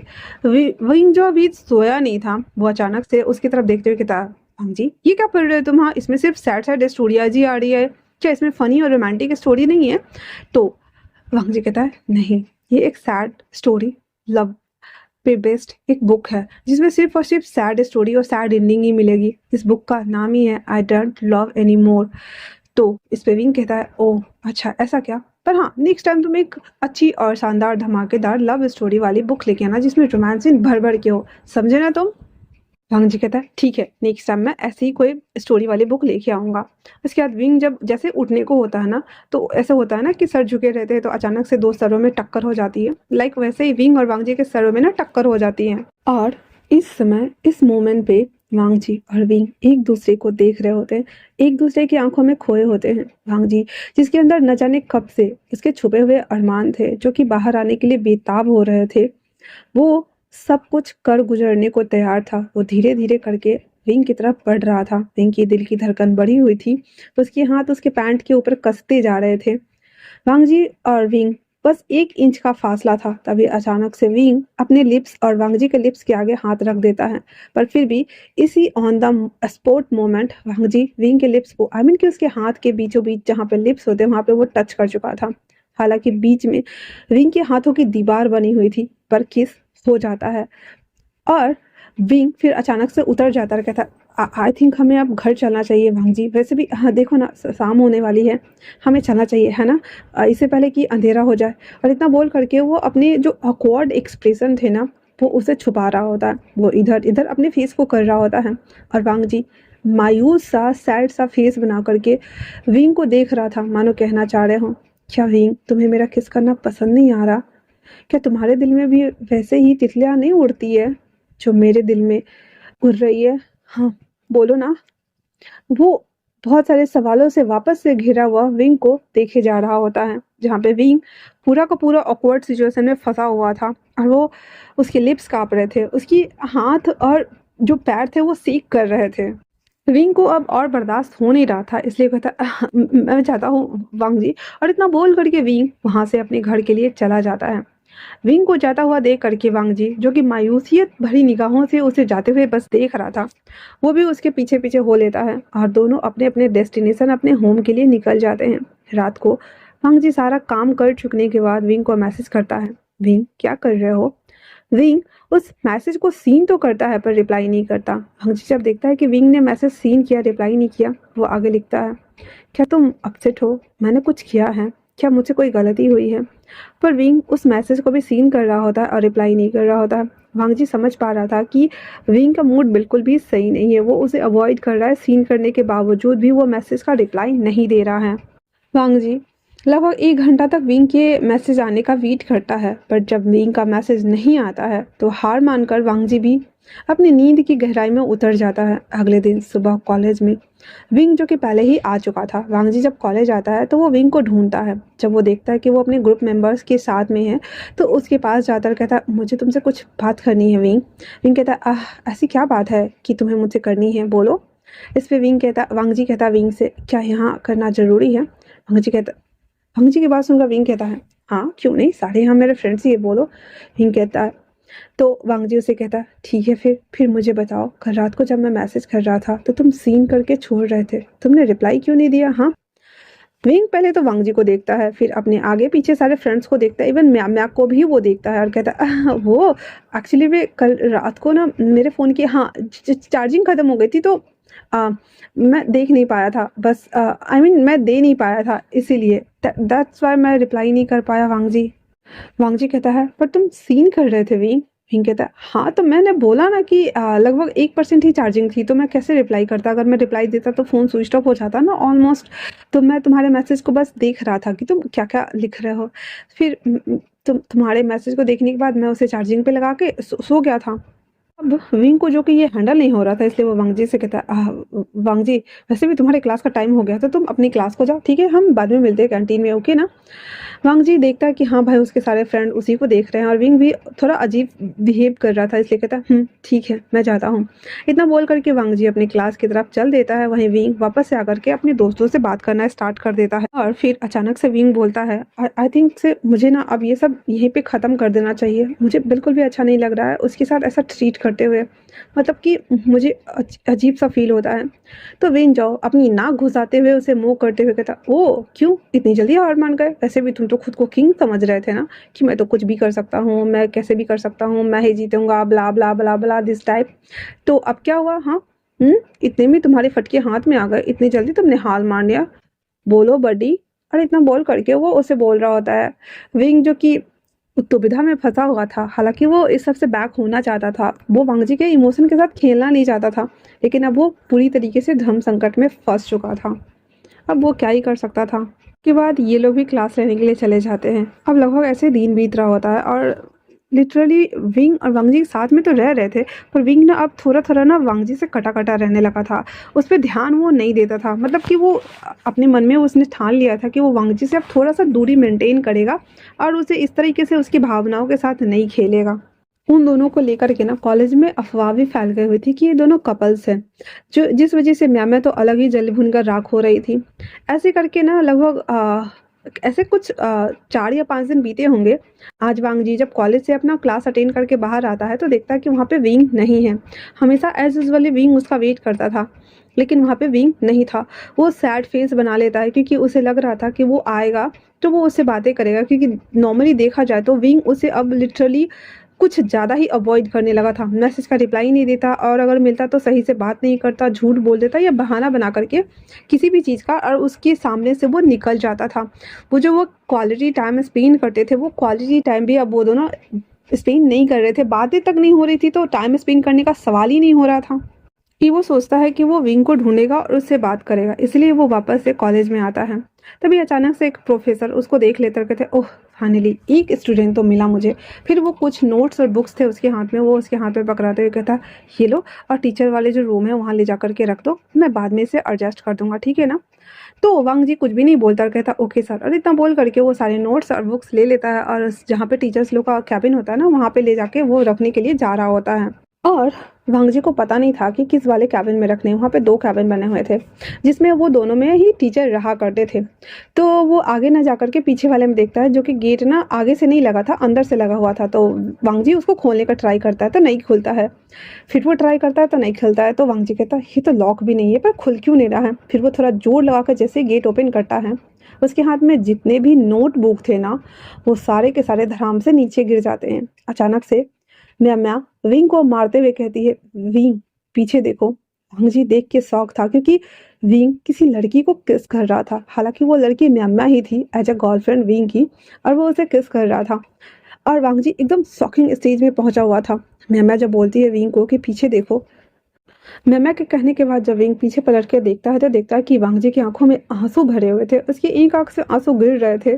जैसे ही विंग देखता है वो कहता, वांग जी तुम। लेकिन वांग जी जैसे उसने देखा कि विंग एक लड़की को किस कर रहा है, उसकी तो आत्मा ही बाहर निकल गई थी बॉडी से। वो वहाँ से इतनी जोर तेज भागता है जैसे कि वो अब बस यहाँ कुछ क्षण और रुका और उसके अंदर का भरा हुआ गुस्सा जो भी कुछ है वो सब बाहर आ जाएगा। विंग भी उसके पीछे उसे रोकने के लिए आता है, लेकिन वांग जी विंग को धक्का दे करके कॉलेज से बाहर भाग जाता है। वो अपने घर भी भाग के ही जा रहा होता है। उसने बाइसिकल को कॉलेज में ही छोड़ दिया हुआ था और रोड पे वो बेतहासा भागे जा रहा था, अपने दोनों आंसुओं को साफ करते हुए बस बोलते जा रहा था, ये क्या था? ये क्या हुआ? क्या मैंने जो देखा वो गलत था, या मेरे आंखों का धोखा या भ्रम था? क्या ये सच में किसी लड़की को किस कर रहा था? नहीं, ऐसा कैसे हो सकता है कि वो किसी लड़की को किस करे? मुझसे ये मैं कैसे मुझे दर्द हो रहा है, बहुत ज्यादा दर्द हो रहा है। वो मेरे रहते किसी और को किस कैसे कर सकता है? वो कैसे कैसे किसी को? और बार बार वांगजी की आंखों के सामने में वही सीन्स नजर आ रहे थे। एक फिल्म की तरह उसके आंखों के सामने में वो पूरा का पूरा पिक्चर प्ले हो रहा था और बिंग बेतहासा बस भागे जा रहा था। वहीं दूसरी तरफ विंग न जाने क्यों उसे भी बहुत तेज बुरा लगा था कि आखिरकार वांगजी ने उससे इसके साथ ऐसा रिएक्ट किया क्यों? मैम्या जो उसे आवाज लगा रही थी, लेकिन विंग एक बार भी पलट के मैम्या को नहीं देखता है और वो भी उसके पीछे भागता है। वांगजी जहाँ भाग रहा था, विंग देख पा रहा था कि वांगजी बहुत बुरी तरीके से सड़कों पे ऐसे भाग रहा है। वो भागते भागते उसके हाथ को पकड़ता है तो वांगजी उसके हाथों को झटकार देता है, फिर वो भागने लगता है। फिर विंग उसके आगे आकर उसके हाथों को पकड़ते हुए कहता है, वांगजी मेरी बात तो सुनो, तुम इस तरह से क्यों? फिर वो उसकी आंखों में देखता है जो कि आंसू झरझर मोती के जैसे बह रहे होते हैं। फिर देखते हो कि तुम रो रहे हो? मेरी बात सुनो, तुम्हें हुआ क्या है? तुम इस तरह से क्यों एक्ट कर रहे हो? पर वांगजी जो कि सुनने के बिल्कुल भी मूड में नहीं था, वो वापस से विंग को धक्का दे देता है और भागना स्टार्ट करता है। लिटरली अब विंग भी फ्रस्ट्रेट हो चुका था, इसलिए वापस से उसके सामने आता है और कहता है, मेरी बात सुनो। उसके बाद तुम पहले ये बताओ कि तुम रो क्यों रहे हो, और मेरी बात तो सुनो, तुम इस तरीके से ऐसे रिएक्ट करके क्यों भागे हो वहां से? हाँ। विंग जो कि वांगजी को पकड़े हुए था दोनों शोल्डर से और उसकी आंखों में आंखें डालते हुए कहता, बताओ मुझे वांगजी, क्या हुआ है? क्यों ऐसे रो रहे हो, क्यों ऐसे रिएक्ट कर रहे हो? वांगजी उसको बहुत तेज गुस्सा आ रहा होता है और उसका पूरा फ्रस्ट्रेशन अब फूटने वाला होता है। वो विंग को धक्का देते हुए कहता, तुमने भी मुझे बुली किया क्या? ये सब कुछ सब झूठ था क्या? तुम्हें कोई आइडिया नहीं है मैं तुमसे कितना प्यार करता हूँ? बताओ मुझे, क्यों क्यों किया ऐसा तुमने? क्या तुम्हें समझ नहीं आता कि मैं तुम्हें लाइक करने लगा हूँ? फिर मेरे रहते हुए किसी लड़की को कैसे किस कर सकते हो? तुमने मुझे बुली किया, बोलो, बोलते क्यों नहीं है? तुमने मुझे बुली किया क्या? ये सब जो झूठ है, सब प्रेम है, सब एक ड्रामा था। बोलो मुझे, बोलो, ऐसा क्यों किया? बोलो, मैं तुम्हें लाइक करने लगा था, मैं तुम्हें लाइक करने लगा था विंग। फिर वांगजी अपने आंसू को थोड़ा सा साफ करते हुए विंग के दोनों कॉलर को पकड़ता और कहता, तुम एक नंबर के सेल्फिश हो। इस कॉलेज में आने के बाद तुम मेरे पास आ और मैंने तुम्हें अपना दोस्त माना, अपने लाइफ से जुड़े हुए हर छोटी बड़ी बात तुम्हें बताई, तुम्हें सब कुछ बताया। पर क्या तुमने मेरे साथ बुली किया? ये सब एक मजाक था? तुमने मेरे जज्बात के साथ में खेला? बताओ मुझे, क्यों किया ऐसा, क्यों किया विंग? विंग वांगजी को शांत कराने के लिए कहता है, उसके हाथों को हटाते, वांगजी मेरी बात सुनो, ठीक है ना? तुम इस कॉलेज में जब नए आए थे ना, तो ये सब एक प्रैंक था, बस मजाक था और कुछ भी नहीं था। हम सब ने बस छोटा सा मजाक किया था और कुछ भी नहीं। वांगजी अपने आंसू को वापस से साफ करते हुए कहता, तुम सच में बहुत बहुत बड़े स्वार्थी है। तुम्हारे लिए ये सब कुछ मजाक हो सकता है, सब कुछ हो सकता है, पर मैंने तुम्हें अपना माना था, पर तुमने क्या किया? मुझे बचपन से कभी किसी का प्यार नहीं मिला, कभी कोई ऐसा नहीं मिला जो मेरे गमों को, मेरी बातों को, मेरे जज्बातों को समझ सके, मेरी बातों को सुन सके। मैंने तुम्हें अपना माना, तुमसे सारी बात शेयर की, और तुम ही थे ना वो जो मेरे साथ टाइम स्पेंड करते थे। वो सब मजाक था, वो सब बस एक एक इमोशनल ड्रामा था।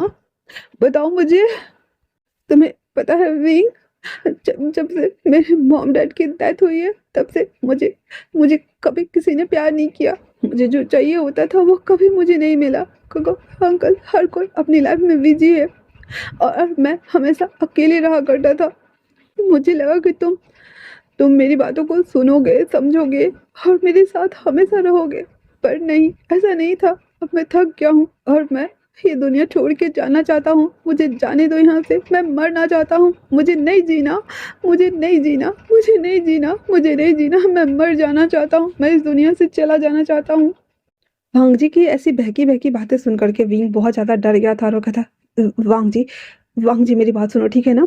मैं हम दोनों रिलेशनशिप में हैं और मैम मेरी गर्लफ्रेंड है।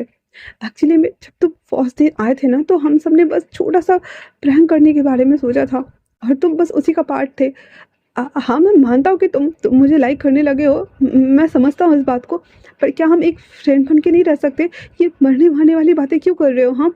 वो बस एक छोटा-सा मज़ाक था, सब कुछ भूल जाओ और हम फ्रेंड बन के रहते हैं ना, हाँ? वांग जी, रोना बंद करो, हम हमेशा फ्रेंड बन के रहेंगे, एक अच्छे वाले फ्रेंड बन के रहेंगे, है ना? एक्चुअली में मेरे और वेंचाओ के बीच में ना शर्त लगी थी कि मैं तुम्हें पटाऊँगा और मैं उन लोगों को प्रूफ़ दिखाऊँगा कि मैं सब कुछ कर सकता हूँ। इसलिए मुझे माफ़ कर दो Wang ji, I am so sorry please.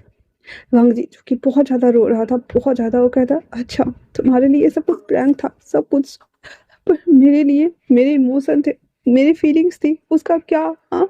मैं जीना नहीं चाहता विंग, और ये फ्रेंडशिप ये मुझसे नहीं होगा शायद, क्योंकि तुम्हारी ऑलरेडी गर्लफ्रेंड है और मैं शायद कहीं तुम्हारी दुनिया में एग्ज़िस्ट नहीं करता। आई वाना गो, आई वाना गो एंड आई वाना डाई। प्लीज़ मुझे जाने दो।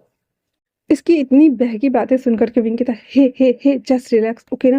वैसे भी मैंने ये शर्त लगाई थी कि अगर मैं ये शर्त जीत जाऊँगा तो विंचाओ मुझे 1 मिलियन देगा। तो उस पैसे को हम लोग आधे-आधे बाँट लेंगे ना, ठीक है? मैं भी तुम्हें वो पैसे दूँगा, इसके बदले में हम दोनों नॉर्मली जैसे फ्रेंड्स रहते हैं ना, हम वैसे वाले फ्रेंड्स बन के रह सकते हैं ना? बोलो ना वांग जी, प्लीज़ रोना बंद करो, मेरी बात सुनो, हम वो पैसे बाँट लेंगे। उसकी बात सुन कर के वांग जी को जो गुस्सा आया, वो विंग को सीधे धक्का देते हुए कहता, क्यों? क्यों? आखिर क्यों? मेरे साथ ही क्यों? मेरे साथ ही ये प्रैंक क्यों करना था विंग तुम्हें? क्यों? मेरे साथ ही ये सब कुछ क्यों करना था? बस 1 मिलियन के लिए? मुझसे कहा होता, मैं तुम्हें दे देता। 1 मिलियन के साथ मुझे वो सब कुछ करने के लिए मजबूर किया जो मैं कभी करना नहीं चाहता था। मैं कभी किसी रिलेशनशिप में आना नहीं चाहता था। मैं तुम्हें प्यार करने लगा हूँ। कैसे? कैसे समझाऊँ मैं अपने दिल को? कैसे मनाऊँ कि ये बस करो, रुक जाओ, उसने तुम्हें धोखा दिया है। सिर्फ़ और सिर्फ़ 1 मिलियन के लिए उसने तुम्हें प्रैंक किया है। तुम्हारे दिल में मेरे लिए कोई फीलिंग नहीं है और तुम मुझे पैसे देके खरीदना चाहते हो सिर्फ़ इसलिए कि हम फ्रेंड बन सकें। तुम्हें लगता है कि ये पॉसिबल है? How is possible way? तुम मेरी नज़र से दूर हो जाओ। मैं तुम्हारी शक्ल भी नहीं देखना चाहता। तुम्हें जो करना था तो तुम कर चुके हो ना। अब अब मैं तुम्हें बिल्कुल भी बर्दाश्त नहीं कर सकता। I hate you V, I hate you really. तुमने ऐसा क्यों किया मेरे साथ? क्यों? क्यों किया? क्यों? क्यों? क्यों? वांग जी वापस से अपने आँसुओं को साफ करते हुए कहता है, तो एक बात बताओ मुझे, ओके? यहाँ पे इतने सारे लड़के और लड़कियाँ थी ना? हाँ, थी ना? तो उनमें से किसी के साथ ये प्रैंक कर लेते, उनमें से किसी के साथ ये कर लेते ना तो, पर तुमने मेरे साथ क्यों किया विंग? तुम्हें पता है, तुम जानते हो, एक ही पल में जब से मुझे तुम्हें प्यार हो गया ना, तब तब से मैंने तुम्हें अपनी दुनिया बना ली है। उस दुनिया में सिर्फ़ और सिर्फ़ तुम हो विंग, और कोई भी नहीं है। हाँ, हम हैं। पर क्यों किया तुमने ऐसा? तुमने मुझे धोखा दिया। सिर्फ़ और सिर्फ़ अपने दोस्तों के कहने पे मेरी दुनिया उजाड़ दी। क्यों किया तुमने? मैं तुम्हें देखना भी नहीं चाहता। मेरी नज़रों से दूर हो जाओ, अभी के अभी विंग, अभी के अभी। वांग जी के कड़वे शब्द विंग के कानों में गूंज रहे थे। वो हड़बड़ाते हुए कहता, नहीं ऐसा कुछ नहीं है। तो तुम मेरी बात सुनो वांग जी, ठीक है ना? हम दोस्त दोस्त बन के रह सकते हैं ना, अच्छे वाले फ्रेंड फॉरएवर टाइप्स। हाँ। वांग जी उसकी ओर देखता है, उसके कॉलर को खींचते हुए अपने फेस टू फेस लाता है, क्योंकि हाइट दोनों की सेम ही थी, बस 1 साल वांग जी हमारा छोटा था। और उसके कॉलर को खींचते हुए कहता है, मेरी आंखों में देखो, सच बोलना विंग, सच बोलना, झूठ बिल्कुल भी नहीं। क्या इन 3 महीनों में, क्या इन 3 महीनों में एक पल के लिए भी तुम्हें मुझसे लगाव नहीं हुआ? क्या तुम्हें वो फ़ील नहीं हुआ जो मैं फ़ील करता था? क्या तुम्हारे दिल में वो घंटियाँ नहीं बजी थी जो मेरे अंदर चल रही थी? क्या तुम्हें वो इमोशन और वो फीलिंग्स नहीं आई थी जो मैं फ़ील कर पा रहा था? बोलो बीइंग, क्या वो सब कुछ तुमने फ़ील नहीं किया इन 3 महीनों में, बस एक पल के लिए भी? वांगजी की बात सुनने के बाद विंग अपना सर नीचे करते हुए कहता है, नहीं वांगजी, मुझे कोई भी अटैचमेंट नहीं हुई इन 3 महीनों में, क्योंकि मैं इन सब के बारे में सोच ही नहीं रहा था। ऑलरेडी मेरी गर्लफ्रेंड थी और मैंने इन सब पे ध्यान नहीं दिया। तो तो मेरे अंदर कभी ऐसी कोई फीलिंग नहीं आई। और मैंने अभी कहा ना, जैसा कि हमने बस एक छोटा-सा नॉर्मल सा प्रैंक किया था, तो मेरे दिमाग में कभी ये आया ही नहीं कि क्या क्या हम फ्रेंड बन के नहीं रह सकते वांग जी, मुझे माफ़ कर दो। मैंने जो कुछ भी तुम्हारे साथ किया, तुम्हें हर्ट किया, तुम्हें तकलीफ दी, प्लीज़ माफ़ कर दो। क्या हम दोस्त बन के नहीं रह सकते वांग जी? प्लीज़, मैं तुम्हें खोना नहीं चाहता, प्लीज़ वांग जी। फिर विंग ना वांग जी के दोनों हाथों को पकड़ते हुए कहता, हम ना अच्छे दोस्त बन के रहेंगे हमेशा। जैसे हम पहले रहते थे ना, हम वैसे ही मस्ती करेंगे, बातें करेंगे, साथ में खाना खाएंगे, रात को चैट पे बात करेंगे वांग जी। हम अच्छे वाले बन के रह सकते हैं। बस ये फीलिंग निकाल दो अपने दिल से। हम बस नॉर्मल गुड फ्रेंड बन के रहेंगे। वांग जी विंग की बात सुनने के बाद विंग को धक्का दे देता है और उसे घूर के वो देख रहा होता है कि ये कैसे बोल सकते हो तुम? मैं प्यार करता हूँ और तुम इसे फ्रेंडशिप का नाम दे रहे हो। और चिल्लाते हुए कहता है, चुप हो जाओ, चुप हो जाओ, चुप हो जाओ। ये दोस्त दोस्त दोस्त दोस्त दोस्त लगाना बंद करो। मैं मैं तुमसे प्यार करता हूँ, तुम्हें क्या समझ में नहीं आ रहा है? मैं तुम्हारा दोस्त नहीं बनना चाहता, मैं तुम्हारा पार्टनर बनना चाहता हूँ। मैं तुमसे प्यार करता हूँ, मैं क्यों बनूँ तुम्हारा दोस्त? तुम जो उसके साथ कर रहे थे वो मैं चाहता हूँ। तुम समझ रहे हो मैं क्या चाहता हूँ? आज के बाद मेरे सामने मत आना विंग, वरना मैं क्या करूँगा तुम्हारे साथ मैं खुद भी नहीं जानता। मैं तुम्हारी शक्ल भी नहीं देखना चाहता, मैं तुमसे बात नहीं करना चाहता और कहीं कोई रिश्ता रखना चाहता हूँ। मेरे सामने से दफा हो जाओ अभी के अभी।